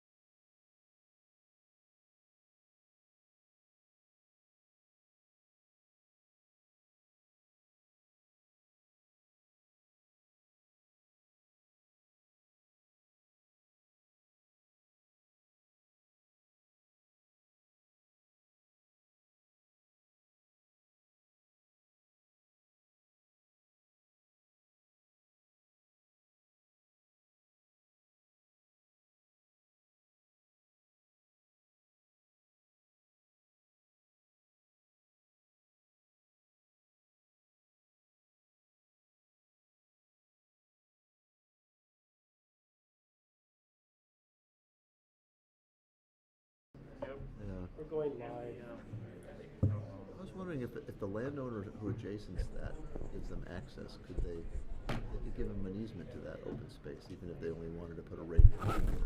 All right, we'll go ahead and reconvene the meeting. Yeah. Next up on our docket is public hearing number 2, conditional use permit amendment 21-19, an addendum to the mitigated negative declaration to update the Alverno Heights Academy master plan. Does staff have a presentation for us? Thank you, Chair Dennison. Staff does have a PowerPoint presentation.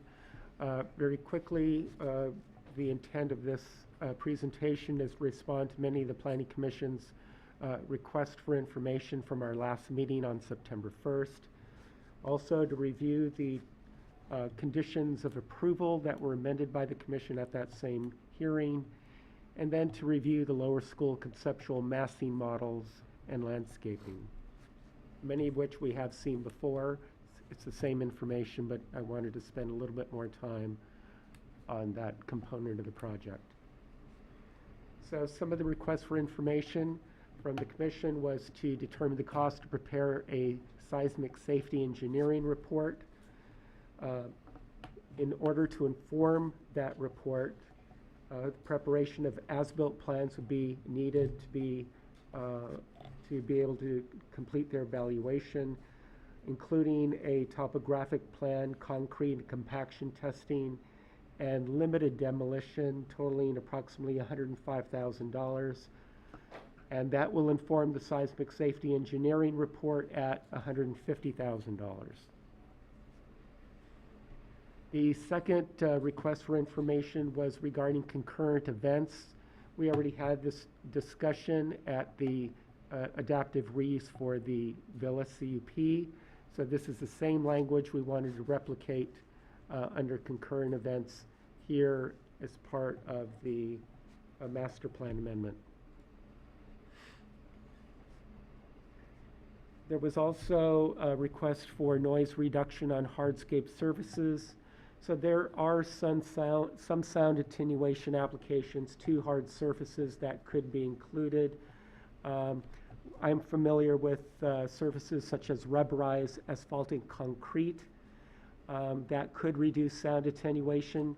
Again, however, that application is generally meant for street surfaces to reduce tire noise, as opposed to a concrete street. We had that similar application or treatment in Pasadena. There's also noise barriers that could be implemented. Those noise barriers really appear as a thickened fabric material that would be applied to for instance, a chain link fence that would deter or minimize reverberation of sound against vertical surfaces. And again, also the configuration of the lower school was taken into consideration in terms of the overall height of the buildings to try to reduce sound as well. Now focusing on the conditions of approval that the Planning Commission reviewed and requested amendments. This is similar to the general conditions that we just saw for the Villa CUP, modifying the language and repeating it here under general condition number 8. Seismic safety. At the request of the Commission, we did delete that first sentence and retain the rest of the condition as was originally presented.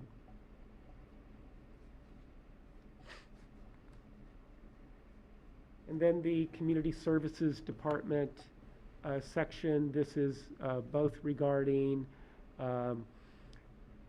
concurrent events, same language that we used in the Villa CUP for adaptive reuse.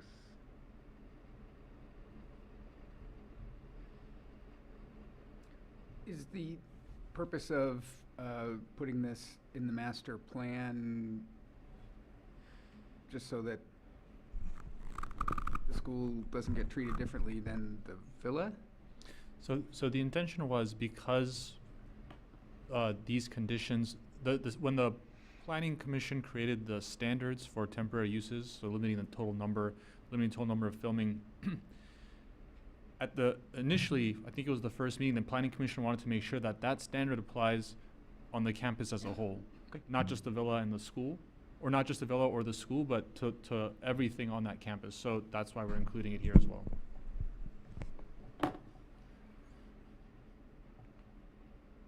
And those were the final amendments to the conditions of approval. We can always go back and look at the red line again.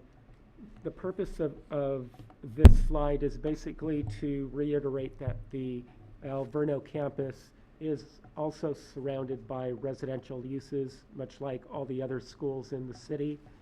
Alverno, though, is also the only campus that does not directly abut other adjacent residential uses. A lot of the other schools have common property lines with residential uses. And also the Verno, as well as some of the other schools, were founded very early in the development of the city. So focusing now on the lower school site improvements. Again, just to reiterate, the lower school will provide permanent classrooms to accommodate TK through 8th grade co-ed instruction. The L-shaped building is the TK, or the lower school, which occupies approximately 20,000 square feet. It's a partial 3-story elementary school. There's also a 2,000 square foot single-story administrative offices. That's the small blue footprint in the center of that campus. And then a 3,000 square foot single-story middle school. There's also proposed 2 play areas, one a 60-foot by 70-foot playground, and also a sport court measuring 100 feet by 70 feet. Just as a way of reference, both of these dimensions are smaller than a tennis court.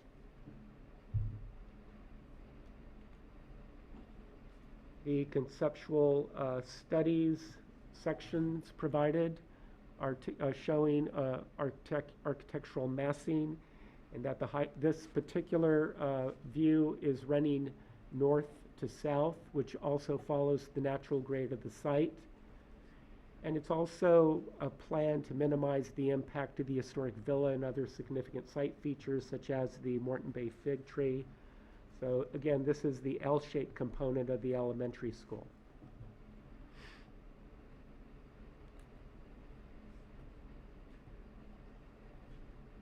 This particular section is illustrating both setback and height. This is taken looking at section B in that key to the lower right of the slide. So what we're looking at is where that area is circled 20 feet. That's a setback from Michalinda Avenue. So Michalinda Avenue is running alongside there. You see in elevation the Morton Bay fig tree in the background, as well as the feature multi-purpose building, and also the historic villa to the right in outline. Point of clarification? Yes. Is the 20 foot from the property line or the curb? It's 20 feet from property line. Property line, so you still have the sidewalk and the Sidewalk on the curb, yes. And the same cases would be repeated in terms of measurements from Highland Avenue. You see the resident to the far left, and the building is set back 80 feet, so it has a fairly substantial landscape buffer along Highland Avenue. And then you see the 2 components of that elementary school classroom building.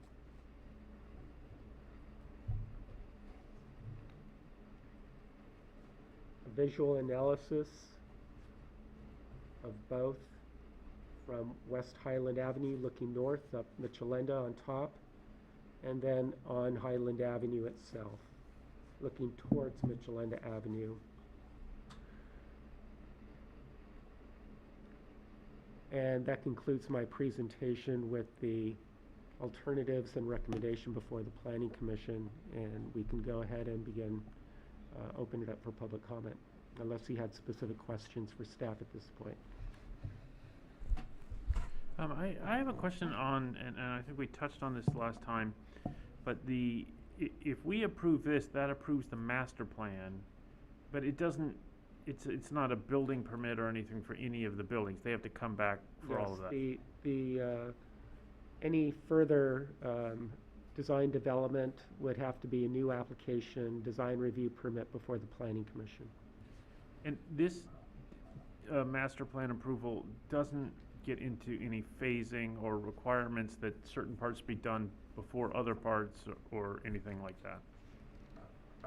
That's correct. Okay. And this is the master plan we approved in 2011. It is. I believe I do have one condition, though.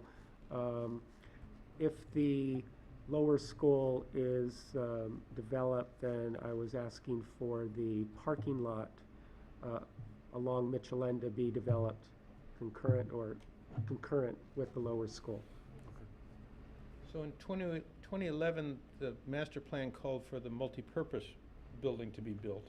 Yes. And what we're doing here is saying we're going to build an elementary campus first, and then in another phase, the multipurpose building that we talked about in 2011. That's correct. Okay. I've got a question. Would this be the phase of the project where they would address the queuing of the cars for drop-off and pickup? Yes, and of the internal circulation is utilizing the curved driveway for both drop-off, pickup, exiting, and entrances to the property. So that's all part of this lower school, that circulation plan within the campus. Is it possible to see that again? It's the same one we did in the previous. Yeah. Yeah. It's the same one. So basically, all the entrance is here, all queuing begins here at Michalinda, and drop-off for the lower school is over here, and exiting is on the Highland, through the Highland Gate. And that's the process that's being used now, or? Yes. So queuing occurs generally within the campus.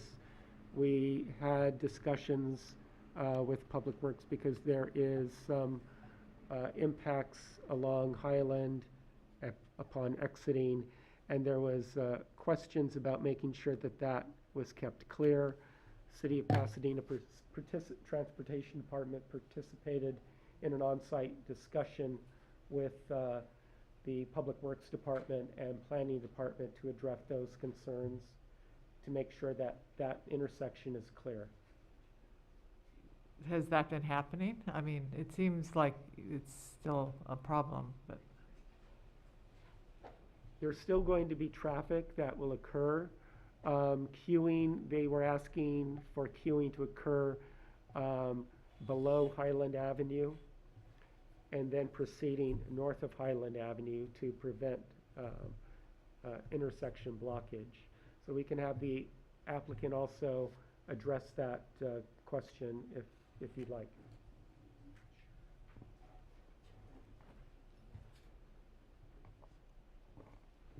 So we currently have sandwich boards out on both sides of Highland that ask the people who are lining up to not block the intersection. They've been pretty good about that.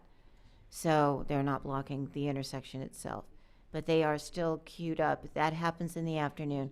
However, we also have them stacking up now in the parking lot in both the morning and in the afternoon. So we changed the flow within the parking lot itself so that more cars can get onto the campus and there aren't as many cars on the street. So in the morning, it's because people come in a lot sooner. There's no line to speak of at all. In the afternoon, it's a little bit harder, only because it does get a little bit longer because parents are waiting to get in because the kids are, we don't open the gates until about 2:45 and school gets out at 3. Is it possible to stagger some of the pickup times, like lower elementary and upper elementary, by a little bit to just make it, you know? It's something we can explore.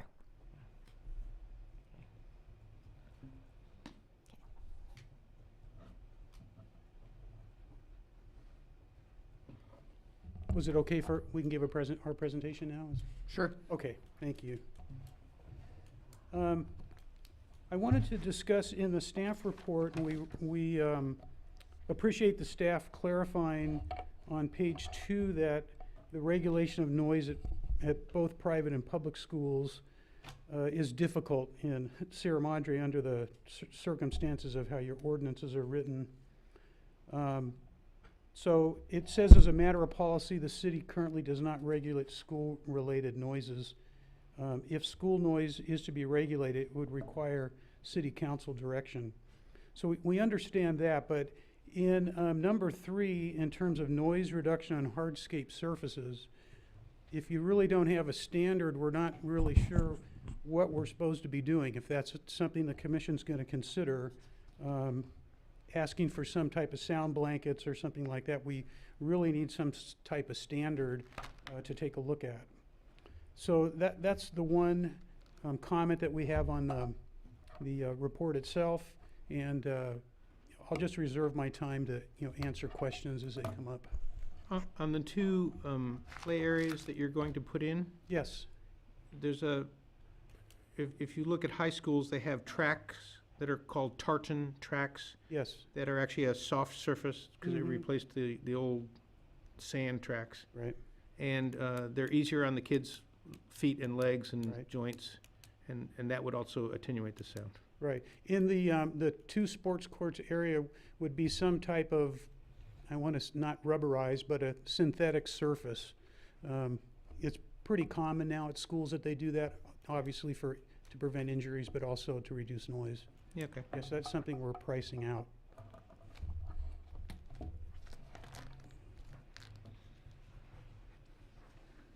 All right. Any questions of staff before we open it up for public comment?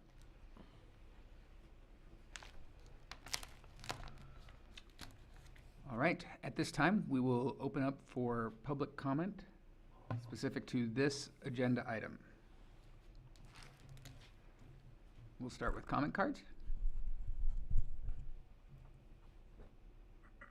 Ronnie Bearbunch, Bethnal Avenue, and then Paul Savoy. Commissioners, I've already spoken, so out of respect for your time, I think I'll forego this one. We thank you. You're welcome.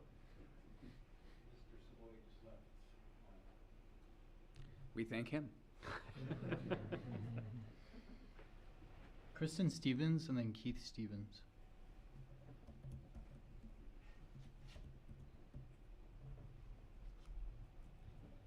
Good evening, Kristen Stevens. I just heard Mr. Fartsing mention 2 sport courts. This keeps coming up. It's there, but there hasn't been any permitting of a sport court by my home. Going to read a little on the noise very quickly because I had a quick conversation with their noise expert, and I need to look something up. But I am wondering why they're saying we can't regulate school noise, but yet there's things in the CUP from 2010, and it does have to do with noise. The Sierra Madre residents want the same Sierra Madre noise code applied, not a 1998 mediated agreement that does not clarify whose noise code it was based on in what the applicant is suggesting. The 4522 CSDA noise report is inadequate and has a number of very serious flaws. This report fails to establish the local ambient per the municipal code without establishing the ambient. The report fails to prove that the noise meets the +6 dB standard from the municipal code. In fact, the report graph shows that this +6 dB standard is likely exceeded multiple times at residents during and after schools. I've looked at the picture. There's no way that noise coming up what shows our concrete driveway, my neighbor's driveway, into the front of the house, our sleeping quarters, our dining room, is a whisper. It's reading like it's I think 45 dB. It's just not possible. Still trying to figure out why. He said something about HVAC. I've got to look that up in terms of our code. I think in some areas of our code of the noise, it does need to be fixed. Yes, we moved next to a different school. There is now a K through 8 that has moved next to my home. I did not move next to them. I didn't look for any home that would be by a park or a K through 8, and the use is quite different. I love the kids. I have kids. I have a few of them. But I'd like to say that I also have a home that I want to age in place, and I am tired of getting these red herring arguments that I moved next to a school. It also devalues the fact that I am a human being and I have worked very hard to own my home and be a volunteer in my community and love my family, and I have one home. My mother just died and I could not have her in my home because it's so freaking noisy. So you tell me why this school is more important than a human being I loved and I couldn't spend her dying years with. I'm sorry, but this just angers me to no end that she died and I wasn't there. Let there be no misunderstanding that we understand families are being promised the moon and we empathize with them when it's not materialized. There are better places to put this sport court that we were lied to when it got put in. Yes, we are fighting it because there's just no sound curtain or anything you can do to mitigate that noise. These are boisterous young children having a good time. They're testing their oaths. And then there are the whistles from the after-school sports. That comes up. We are almost, I don't know if it would be considered 2 to 3 stories above, and the noise will travel up. It gets worse when it's colder as well. Thank you very much. Thank you. Keith Stevens?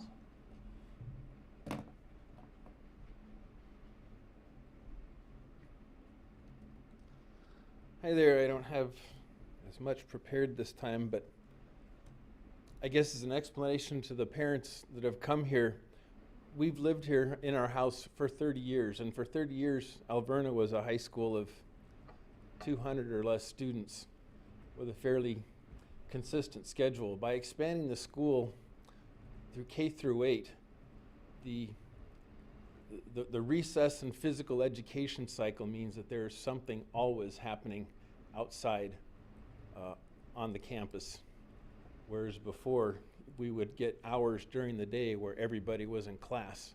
So I know it's a school, they're entitled to do that, but I'm just saying that the characteristic and the acoustics of it have changed substantially in the last 2 years, and we feel that was done really without any notice or requests from us. We've been attending all of the Alverno neighborhood meetings, and as I've come up here and said before, that 2011 we were promised the multi-purpose building, and for 10 years we've been told that there was no money to do it. And as recently as April of this year, 2022, when the original sound study was presented to us, the subject of construction and timing of construction came up, and Alverno was not able to commit or comment, saying it all had to do with capital expenditures. However, our research into public documents found that in December of 2020, Alverno took out a $10 million mortgage. And so the money has been there for at least 2 years, but as recently as April, there was still denial that they can't give a building schedule because there's no money. So it's hard for us just to trust and accept most anything they say, because we always find different. Thank you. Thank you. Is there anybody else who would like to come up and speak on this agenda item?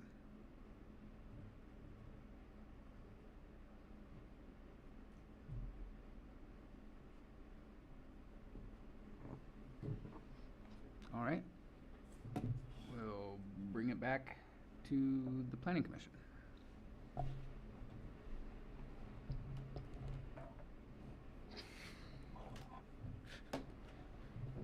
Where do you want to move the sports court?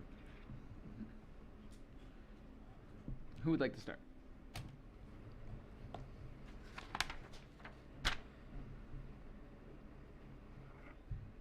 I'll jump in. Okay. So, when the master plan came to us in 2011, we looked at a lot of things, and my principal concern was that the school be built safely for children. And at that time, I specifically asked the applicant if he was willing to build it to the Field Act standards, and he said yes, but somehow after that, that all got erased. I'm really glad to see that the school will be built to higher structural standards so the kids will not be hurt in an earthquake.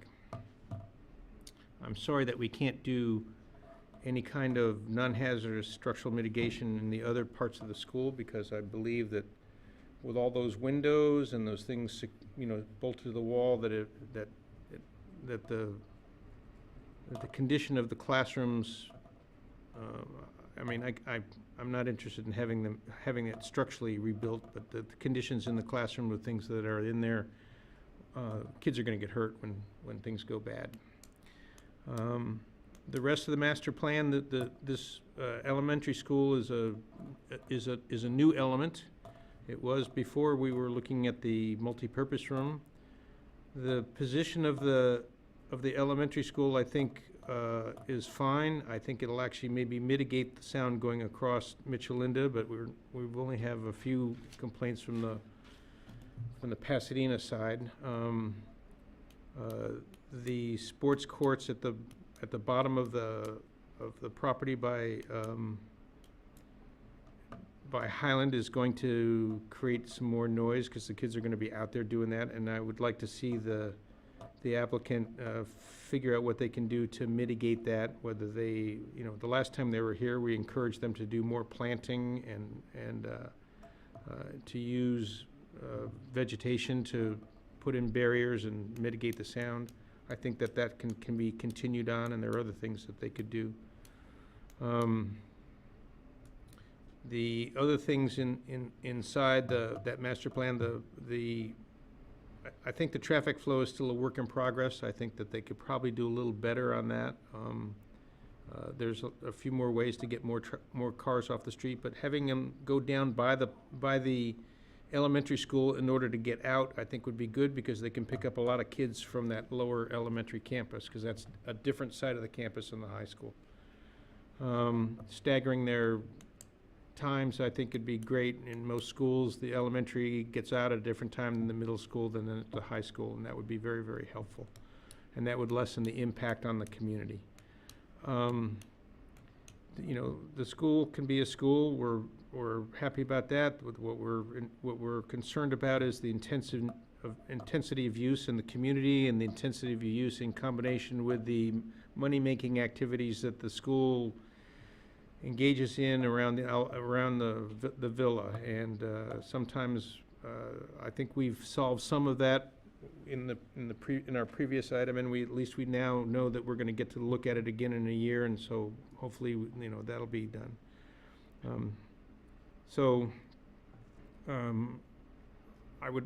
What I would like to see is, I would like to see the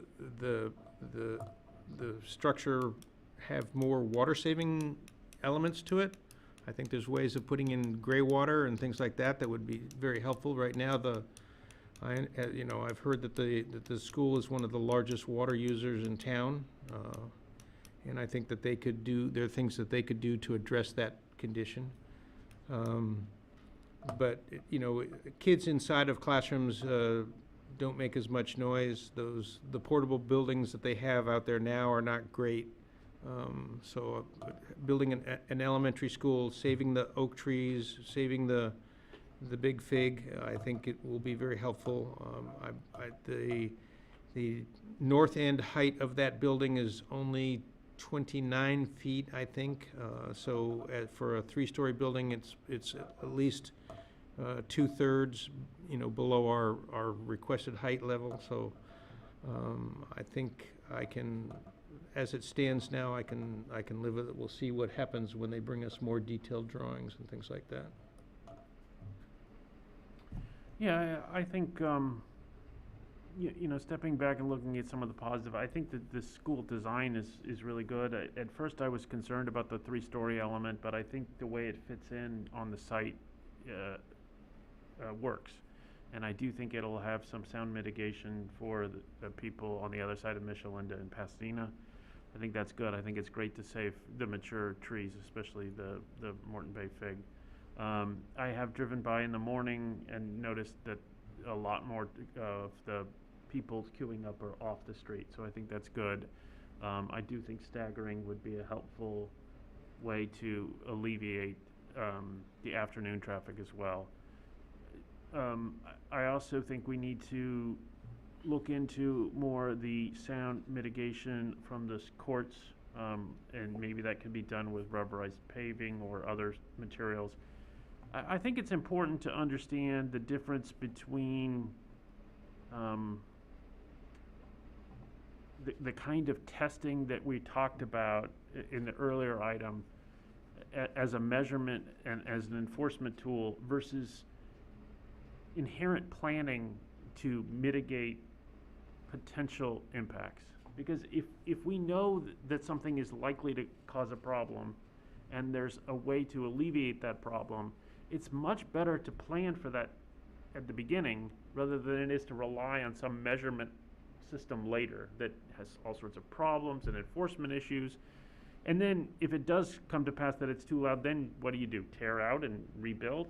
So it's true we don't have a set decibel standard for institutional uses, but we all can figure out hard surfaces are going to be a lot more noisy and echoing than surfaces that have rubberized materials or are otherwise sound dampened. So I think we need to look at the sound mitigation measures for the sports courts and play areas.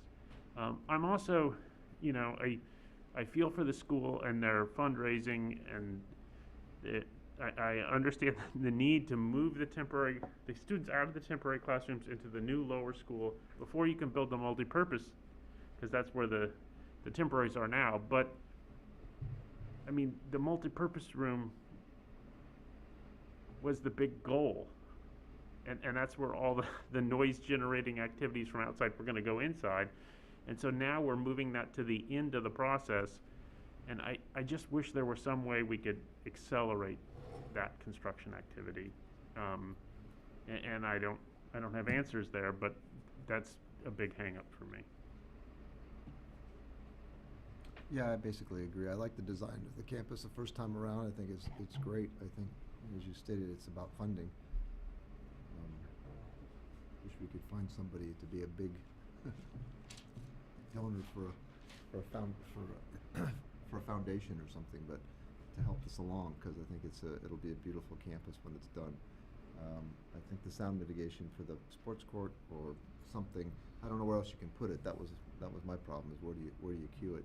Because the buildings and the way the school's been designed, I think is actually pretty nice and good. I think the multi-purpose building that we originally only had in that area from the 2010 design enhances what's going to be there for the lower school. And I liked it the first time around 10, 12 years ago, and I think the school complements that. I think they got a good design. I hope that we can just hash out some of the minor details for sound, which has been the big issue for this school. But otherwise, I can support the project. I really don't have any comments.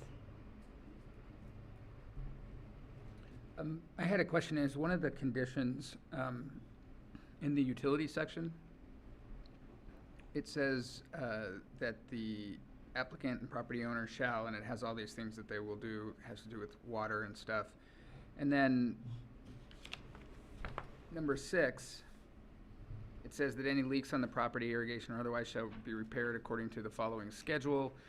And then it starts with within 60 days of receipt of entitlement. This is on page 472 of the packet.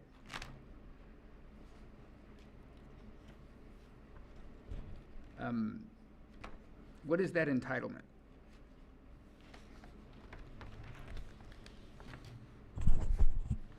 The entitlement would typically be a building permit.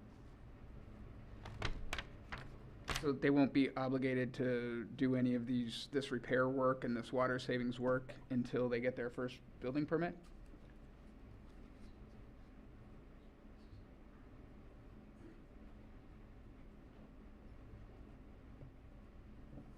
If I could clarify, we thought entitlement in this case meant when this project's approved, if it's approved. The CUP.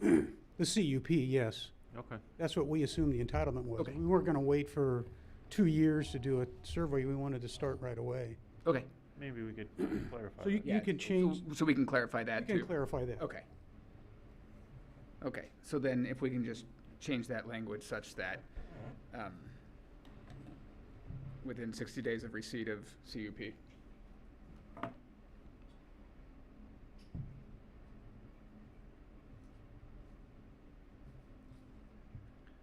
And then that timely manner for completion, I love that term.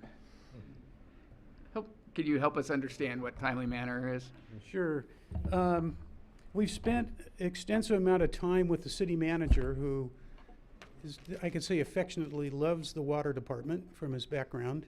And we've pointed out to him that we basically have a campus that we've got aging, pipes and things that are 60 years old. We repair in a certain area, and then what happens is the pressure breaks a pipe somewhere else.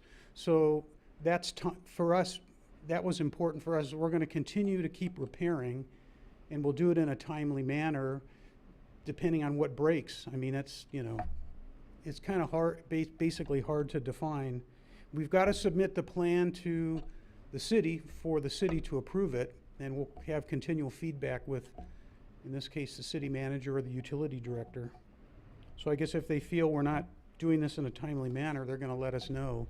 But our intent is to try to fix as many leaks as we have. But again, when we repair something, the pressure breaks something a month later.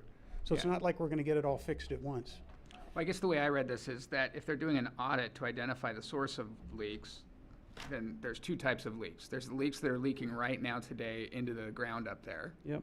And then there's the acute leaks that when we fix one part of the pipe, that then another part breaks, right? So I guess what I wanted to make sure of is that all of those known leaks that are gonna result from the audit, you don't need time to go fix those. You know that needs to be fixed quickly, right? Yeah, we've done some preliminary assessments. We're trying to figure out where the leaks are. It's difficult. It's kind of a moving target. It is, and a vital one in Yeah. such a drought. Right.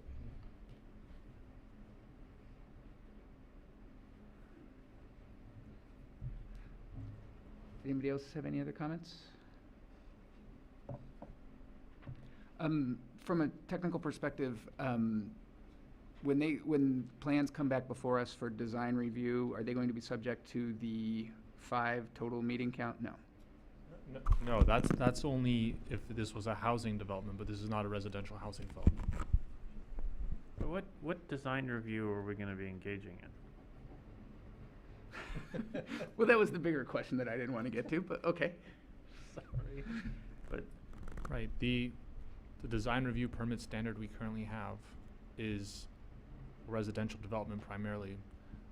We'll have to adapt, based on that design review standard, something appropriate for this institutional use. So I've heard you say previously that projects are held to the standard at which they were started, because this is just a CUP. The clock for the standard won't start until they submit plans. Is that correct? Not quite. For residential projects, now because of the changes in state law, when an application is submitted for a residential project, the standards at the time of the application are the standards that apply to residential projects. For commercial projects or for institutional projects, that's not the case. They could submit it, the standards can change in the interim, and then whatever the standards are at the time the planning commission reviews the application, those are the standards that apply. So, and what I hear is that we need to agendize as a commission standards for design review for commercial and institutional? I leave that to the planning director. That is one of the 5-year plans that we have identified in our budget. We have to tie it to the budget, and yes, that's one of the things that we've been wanting to do.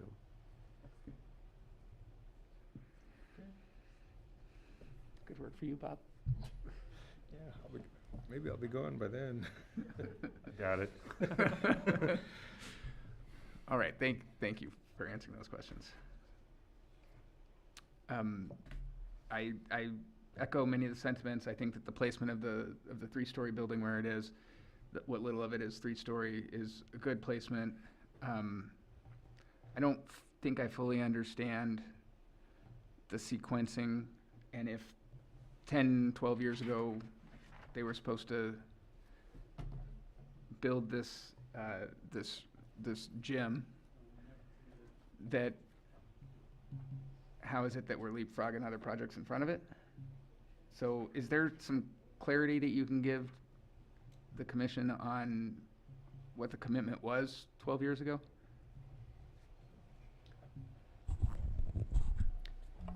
Part of the issue is the lack of a phasing plan. And also, probably the applicant can explain further, but the cost of the multi-purpose building versus the cost of the lower school. I'm assuming that they're looking at that as well. So then, one of the things that if we're concerned about this, is ask for a sequencing plan as part of this. You can do that, yes. I just wanted to clarify, as part of the CUP 12 years ago, we put in 4 phases. The city required the first phase, which was the view fencing, perimeter fencing in along Michalinda, along with the landscape area in Grandview, within the first year of the entitlement. After that, the plan was really left flexible. There were internal campus improvements as part of a phase 2. There was the athletic field as phase 3, and multi-purpose building as phase 4, and it was really dependent on our ability to do capital funding campaign. And we basically focused on getting the fencing done. We did internal campus improvements, and then we did a major fundraising effort, really the first we ever tried, to do the athletic field, and completed that about 2 years ago. And that was, $2.7 million project. It wasn't a small lift for us as a small school. It was, a major lift. So as we understand the phasing that's in this document is essentially we have based on our ability to raise funds, we can come back and propose a phase at that point in time, what would be first. I mean, I have my preferences, but I'm only one member of the board. The board basically has to look at this and decide which of these projects should really go first and what can we afford. I know you as a community basically have wanted to reconstruct your library for decades now, and with the state's budget surplus, it's really great. You've got, I think, over $10 million to work on a library refurbishment. We're a private school. We don't get public tax funds, so we basically, I think, the Commissioner Pevsner basically said if you could find a foundation that can help fund all this, great. But, we basically have to depend on our parents and, the generosity of donors. So I think it would be a hardship on us to basically say, you're going to do this first. Aren't you I just can't commit, we can't commit to that. Aren't you under some kind of deadline with the temporary buildings? They're currently under lease. I mean, I think being a public school principal, that modulars can stay on a campus for a pretty long time. I thought the initial agreement was that they were going to be turned over, or there was going to be some deadline between their installation and That's the not my, replacement. that's not my understanding. There wasn't a specific deadline to remove the modulars. The deadline was, the temporary use of the modulars was going to be permitted, but they had to apply for a master plan amendment within 1 year. Okay, so so it's only for the master plan was the only deadline? That's correct. Okay. It was the location of the master, I'm sorry, the multipurpose building the only place we could put the temporary classrooms? Because now the way it's set up, you really can't build the multipurpose building first. Yeah, we felt that was a really good location. We talked with the city about it, and the city felt the same way. That was a $600,000 improvement project with utilities and everything else, grading, everything that we did, stormwater control. That was not a lightweight lift for a small school either. So, and there's also just the physical trying to relocate them, find a place for them on the campus. I mean, I don't exactly know where that would be. I've looked at the campus, backwards and forwards, but to us, the multipurpose building, because at the time, back 10 years ago, it was over $4 to $5 million project. It's going to be pretty expensive, and that's why we've never committed to do it as part of a first phase. It's unrealistic. We can't mislead you as a planning commission that we're going to do that, and then we can't. And do you have cost budgeting for the lower campus? No, we haven't even started it yet. I mean, we're kind of the cart before the horse. We had to get approvals first. So if you look at condition 6, phasing plan B, basically it talks projects are not sequential and timing can be constructed individually or concurrently. And there's various projects with the phasing plan, not in a particular order. And so it lists the various projects that we have to sit as a board and figure out what makes the most sense for us to do. What can we afford? What's doable from a capital campaign standpoint?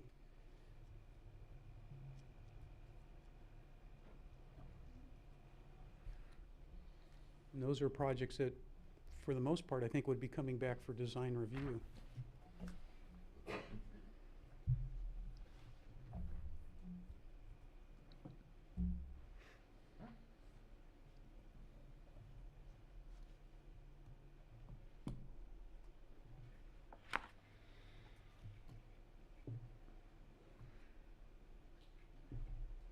I mean, the problem is you still have this situation where the multipurpose room just doesn't get built.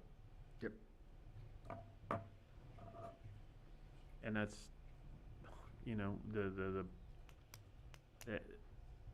the thing that is contemplated to take a lot of impacts off the neighbors.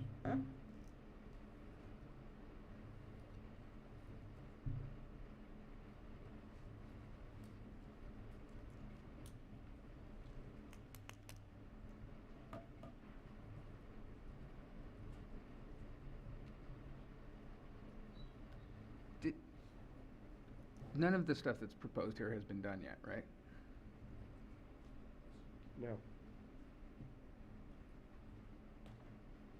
Other than some perimeter landscaping. perimeter landscaping, along yeah. Wilson Avenue. But the sport courts haven't been built yet, right? They're still in the planning phase?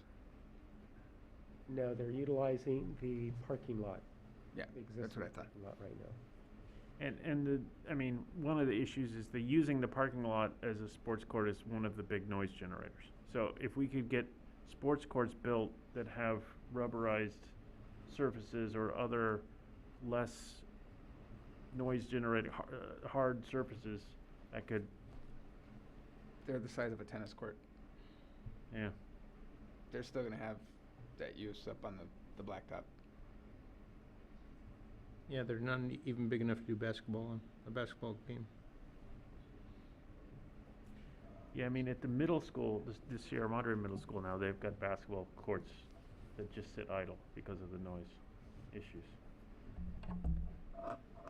One's a basketball court, volleyball court, the larger, the southern one. The other's half court basketball. So they're designed for basketball. We have priced it. We priced it maybe a year and a half ago, so you have to add inflation in. It's probably about $350,000 with grading. So that's the cost magnitude that we're dealing with.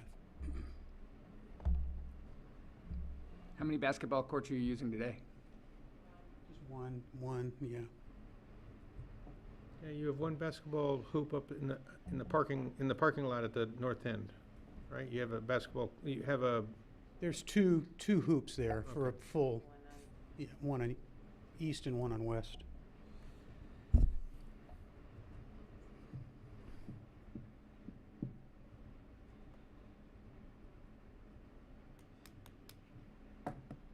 How long is this good for?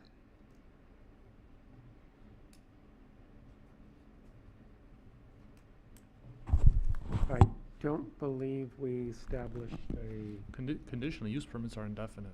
Yeah. Well, so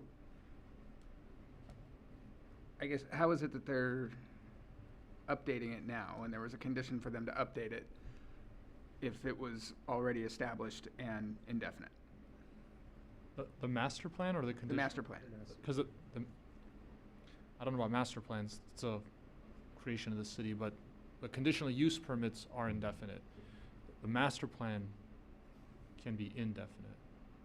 But the elementary school wasn't in the original master plan, so. So they wanted to come back and change it. Adds to Okay. it. That's why we're doing it.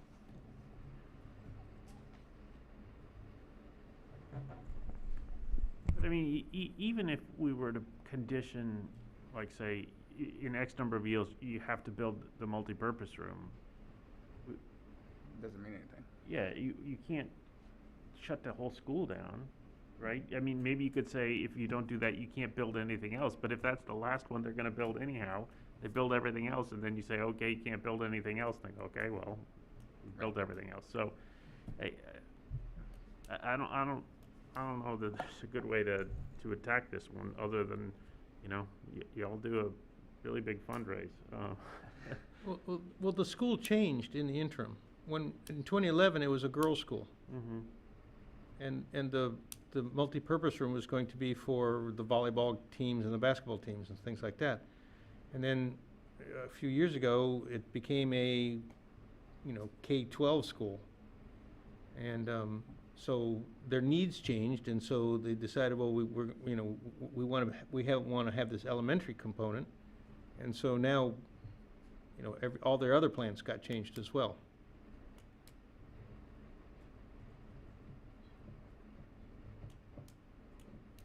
I mean, if they had decided not to have an elementary part of the school or elementary enrollment, then the temporary buildings wouldn't be here, and they could do the multipurpose room, no problem. But they made a change, and the change dictated whatever else can happen. Did that come before the planning commission, that change? Or was that a ministerial? No, we review? didn't. We never saw anything about elementary. It just,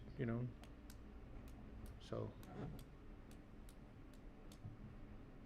And I mean, I don't know if, I wasn't in the room, but I don't know if the conversation about what was in the master plan was part of that or not, but.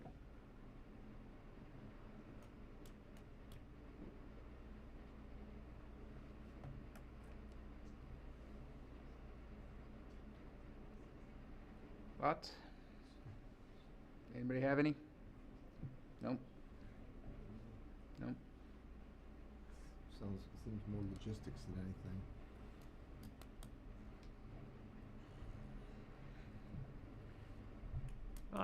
I think, we can review the conditions of approval to, for one, update the things that we updated in the earlier to make sure they match. I think we could probably look at the conditions of approval about noise mitigation for sports courts and whatnot. But I don't know if there's anything we can do about the sequencing for the multipurpose building. Yeah. So, I mean, we could ask the applicant to come back with a sequencing plan. But I imagine that It'll look, the phasing is gonna be, the master purpose is gonna be at the end. And they're not willing to commit to build it because they don't have the money to do it as of yet, so. okay, so then do we need to add language to mitigate the sound for the sport courts as one of the conditions of approval? Would that include the parking lot at the north end of the property? At the corner of Grandview and? That's not where the new courts are, so But that. they are using it as a sports court, so sound mitigation would be appreciated. So, Yeah. so if the parking lot is being used to park cars, many school districts are hesitant to also then use them as a sports area because cars leak viscal fluids and stuff that are toxic and not good for kids. And you probably, and I also know that they don't rubberize all parking surfaces at schools, mostly because they get torn up by the car tires driving over them. They're not. So the two courts that they want to build at the lower end, then those are going to be used only for students to play on. They can be rubberized and if that's where the concern for the noise is, I'm sure that there's some plan that they could have to begin to mitigate the noise from that area as opposed to the parking area at the north end. Well, I thought it was discussed here this evening that the parking lot on the north It is being west used corner as a sports area, yeah. will continue to be used as a sports area Probably. after the school is built. Until they build a multi-purpose room, because they don't have any other place. Well, maybe even after that. Is there something we can put in here that's saying that that parking lot will not be used for sports activities or? Well, my guess with only 400 kids on the campus and most of those if they build the right multi-purpose room, it will satisfy the athletic needs of the school for indoor activities.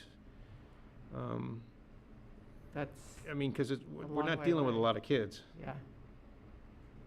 It's not like a high school with 3,000 kids. So I guess it would be nice to hear from the applicant, if you build the new sports courts, are you gonna need to continue to use the parking areas as a double? upper parking the area. upper, as for sports purposes, and I guess let's start there. Yeah, I think at the last commission meeting that question was asked, and I don't want to misquote myself, so I'm going to make sure Julia and Joanne agree. But my understanding was that the new sports courts, the two lower sports courts, they'll be used for the lower school, which is primarily what's happening on the Michalinda lot now. It's used by the lower school kids for recess and then also for practices, and they have some games there, volleyball and basketball. So my understanding is it's going to relieve some of the pressure. The games can obviously go down to the new sports courts, preferable to play the games there anyway on new courts. The upper parking lot's not ideal for sports. It still has a bit of a, where we play, it's fairly flat, but there's still a bit of a slope there. So my understanding was that some of the intensity of that Michalinda lot will be reduced by the sports courts construction, but there'll still be activity up there. Well, is there a Is that- way? I just want to verify, is Okay, that, yeah. that's correct, right? So recess, perhaps practices, I don't know. But there'll be some activities there. But that area is still also used for parking. Well, it was interesting, Vincent had a slide that he put up that showed the schools in Sierra Madre, and if you take a really close look at the aerial photographs, St. Rita's, for example, has a parking lot that's used for the elementary school for play areas. So, and you just basically look at those. I think also the Bethany Christian School also has parking lots that are used for play areas. So we're really not doing anything different than any other school in the area. I mean, I was a Catholic Did you hear school an answer kid. there? I didn't hear an answer. What's that? I didn't hear an answer there. I just heard descriptions of other schools. Yeah, I think the answer was there'll be some relief, but I think your question was basically you're using a parking lot also as a play area. And my answer is that's pretty common. Okay, but the So- point is, your plan is still to use it as for double, and I'm not trying to say that's good or bad, I'm just trying to get to the facts that you want to use it as a play area, sports court, and overflow parking. Yes. Okay. Yeah. So, to me, it seems like if we could explore one of two alternatives. One is permanently converting it to a playground area with rubberized and low sound, or keep it as double duty, but have some other kind of sound attenuation, whether it's additional vegetation or sound dampening, I don't know what, some kind of thing, because the concept that we're gonna get a multi-purpose room and take all that sound away is realistically 10 years plus down the road. That's what I'm surmising. Feel free to correct me if you think that's gonna be a quicker timeline. So it would be good to have projects that are lower budget items that could be accelerated in the phasing plan that would provide sound relief for the neighbors. I think if they built those lower two courts first, I mean, they could use them today if they had them. And when they build the elementary building, they will have an area inside there underneath the fig tree that will also be used by the students at recess and for transition. And that'll take a lot of the load off that north, what you call the Michelinda lot. And so some of it won't take away the need for maybe some of the athletic stuff, but it will take away a lot of the lunch and nutrition and other kinds of recess information, recess noise, and that will be moved inside of an enclosed area by the elementary school and onto the two lower courts. Yep. So the two lower courts, how you're going to manage the sound there may be the more immediate interest.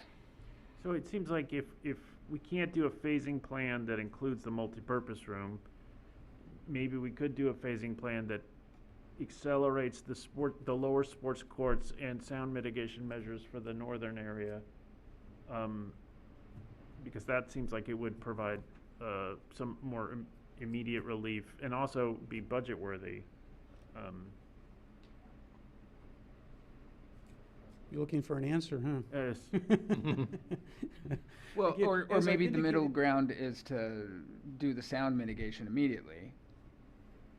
And then when they are ready to phase in the sport courts, to start with, the same way that we would do the infrastructure for a large project first, do the sound mitigation, and then come in and build behind it. Because that's a much smaller chunk than is to commit to the whole sports courts in order to put up some mitigation. Yeah, no, that's a good point. I think so. I've Again, got, I think I've got go ahead. one Yeah, go ahead. question. What activity involves the whistles? I believe that's the games for basketball and volleyball, basketball and volleyball for the lower school. So since the basketball hoops are in the north parking lot, that would stay up there? Well, when the sports courts are constructed, those games would move down to the new sports courts. That's my understanding. And there may be some practices, whistles used during practice too. So I guess it really gets back to my original comment was looking at the staff report, says as a matter of policy, the city currently does not regulate school-related noise. If school noise is to be regulated, it would require city council direction. So when you ask us to do a mitigation measure, to put up a wall, or I'm not exactly sure what mitigation measure we would do, we're trying to understand why we're doing that, if other schools aren't doing it. We're trying to understand what are we trying to mitigate to? So that's a dilemma that we have. We don't want to go out and spend a lot of money on some sound blankets or some type of installation, and then we come back a year later and said, sorry, that doesn't work.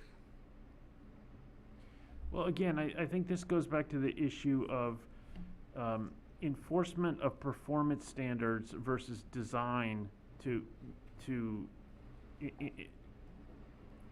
forestall the potential issues. And, you know, when we do design review on all sorts of different kind of things, we take many different factors into account for things that we don't have performance standards on. I was going to add, Commission, that while the city is not enforcing a specific decibel level against schools and other institutional uses, that's not to say that the city can't, through its police power, cannot enforce conditions that are directly relevant to the improvements being contemplated in a conditional use permit. So it is something the city can consider, even though we aren't regulating noise at a specific decibel level as we do for other uses in the city. Due to the nature of it being a conditional use permit, you're saying that that's... It's a, regulating noise is a valid condition in a conditional use permit. But I understand Mr. Farsing wants some standard to be set so that they know that this can't change at the whim of the commission, and that's something the commission will Absolutely. I think that's a... Would it be helpful then to look at Pasadena and South Pasadena standards? I don't think so, because the Pasadena and South Pasadena standards are actually regulating decibel levels. But what I think the commission is looking for is some kind of sound dampening mechanism that other schools have used in order to reduce school-related noise. It's not that I don't think, as I understand the commission, you're not trying to tie it to a specific decibel level, correct? Right. We're trying to minimize the use or the... Reduce the impact. Reduce the impact is what we're trying to do as part of the conditional use. Yeah, so that's well said. Thank you. Well, maybe just prioritizing the sports courts will do that. I think that would certainly help, but I think that if the northern parking lot is going to be used for sports even after, although the intensity would be reduced, we're still going to have this issue. And I think if we're talking about, you know, additional plantings or things of that nature, we're not talking about a really big dollar item. So it seems to me that that's something that could be accelerated. One of the concerns we have is there's a grade differential between the Stevens house on Grandview and when you get into the campus. They can stand in their house and look down on the campus and see into the parking lot. That's my understanding. They've testified to that. So we're not exactly sure what type of installation of a sound blanket, how tall it would be. So, you know, those are kind of the practical things that we're struggling with and try to understand. We don't want to go out and build something that doesn't work. No, I don't think anybody wants you to build something that doesn't work. That's not going to help anybody. So I think we need to try to think of... Yeah.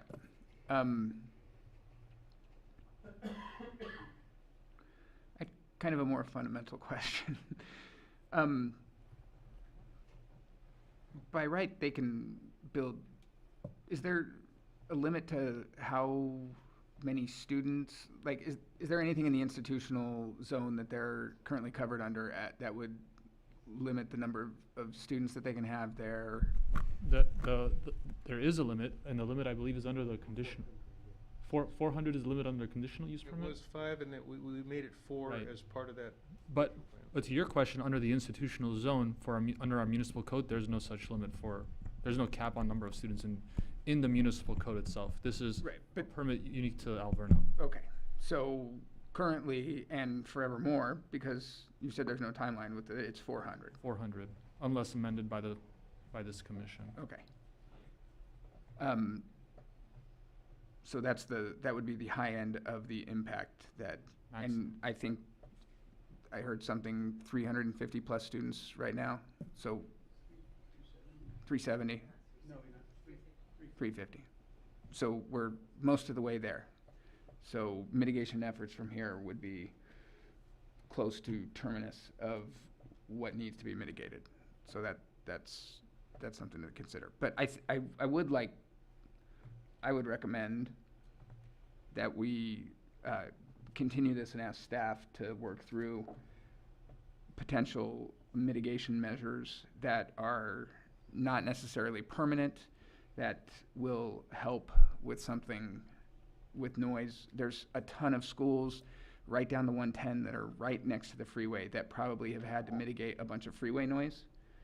And keeping that kind of noise out would also keep campus noise in. So that might be something to look at. I just think that we can, because I am in agreement that without a standard to point to, that it's tough to do, but I don't think that we're asking for a specific decibel level. I think we're asking for general mitigation of noise The as part of the applicant has a sound engineer on staff, so maybe the sound engineer is familiar with ways of containing sound as well as measuring. I'll bet that's true. And I think it also would be useful to explore sequencing and phasing to see if the lower sports courts being accelerated as part of the program is feasible. I don't really know on the construction of things if that, building those first would cause a problem for building the lower school or not, but that's something that I think it would be helpful if staff could explore with the applicant. Absolutely, yes. If that's something that is feasible, then that solves potentially some of these problems, some of these challenges that we're trying to mitigate.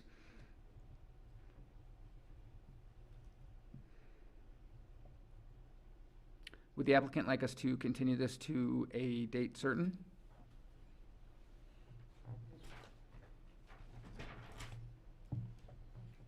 I guess it's a kind of a question for staff too, because you've directed it to staff to work with us to come up with something, so I don't know their schedule. It probably makes sense to do it at a date certain, but I know Vincent runs a lot of things for a small department. So we could reschedule this to, I already had it planned to be rescheduled to October 20th or November 3rd. I won't be here on October 20th. I'll be at the bottom of the Grand Canyon. Enjoy your beverage. You can make noise and see how it carries. Although one year I did email or come in from the Grand Canyon. I remember. You want to go to November? That's right, I remember that. Yeah. Did you want to do you have a November preference? 3rd? Do you know how much, does You have staff want a little more time to work on this? Do you have a first meeting in November? 3rd. The 3rd. November 3rd, yeah. Is November 3rd an issue?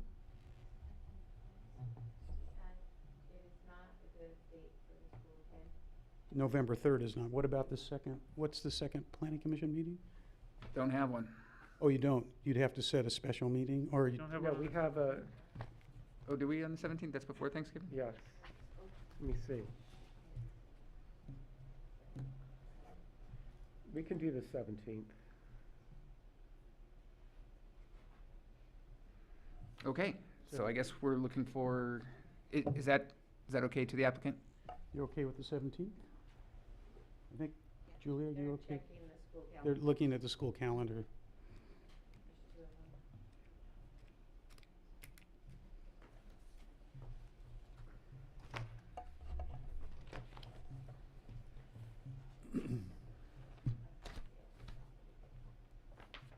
You okay? They're okay.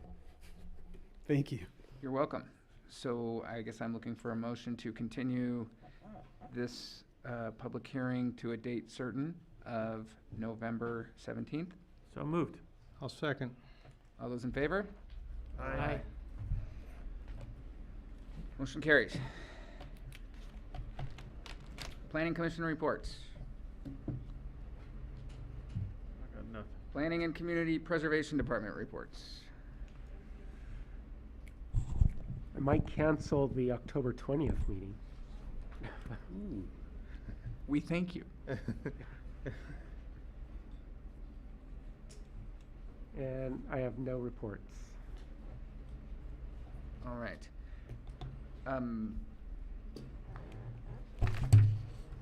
One of the things we previously had done a lot of work shaping the Mills Act requirements and making sure that houses were getting on there and cleaning up that list. Can we agendize an update on that? Sure. And exactly what do you really want to focus in? The number of houses that have been added to that list since we met, I think it was, what, 10, 12 months ago on it, at least? And if there's just a report that we can go find online and you want to send that to us, that's fine. But I fear that that number is 0, and I'd love to understand how we got there as part of that conversation. I know we have, I believe, one application that we're going to be moving forward. It's pending getting compliance with the annual reports for all the properties that do have a Mills Act contract. I think we are outstanding 2 reports. Okay, because I think that this dates back to when Mayor Capocha was still here and asked both of those homeowners if they would give tours as part of them getting approved for the Mills Act, and yet we still haven't acted on those. So I think that we would love to understand how, coming up on our next election, we still haven't gotten anybody through that process.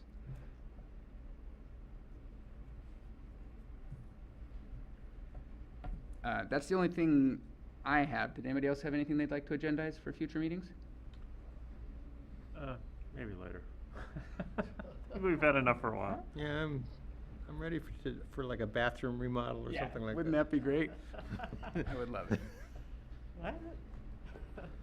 Then I guess meeting adjourned. Thank you. All right.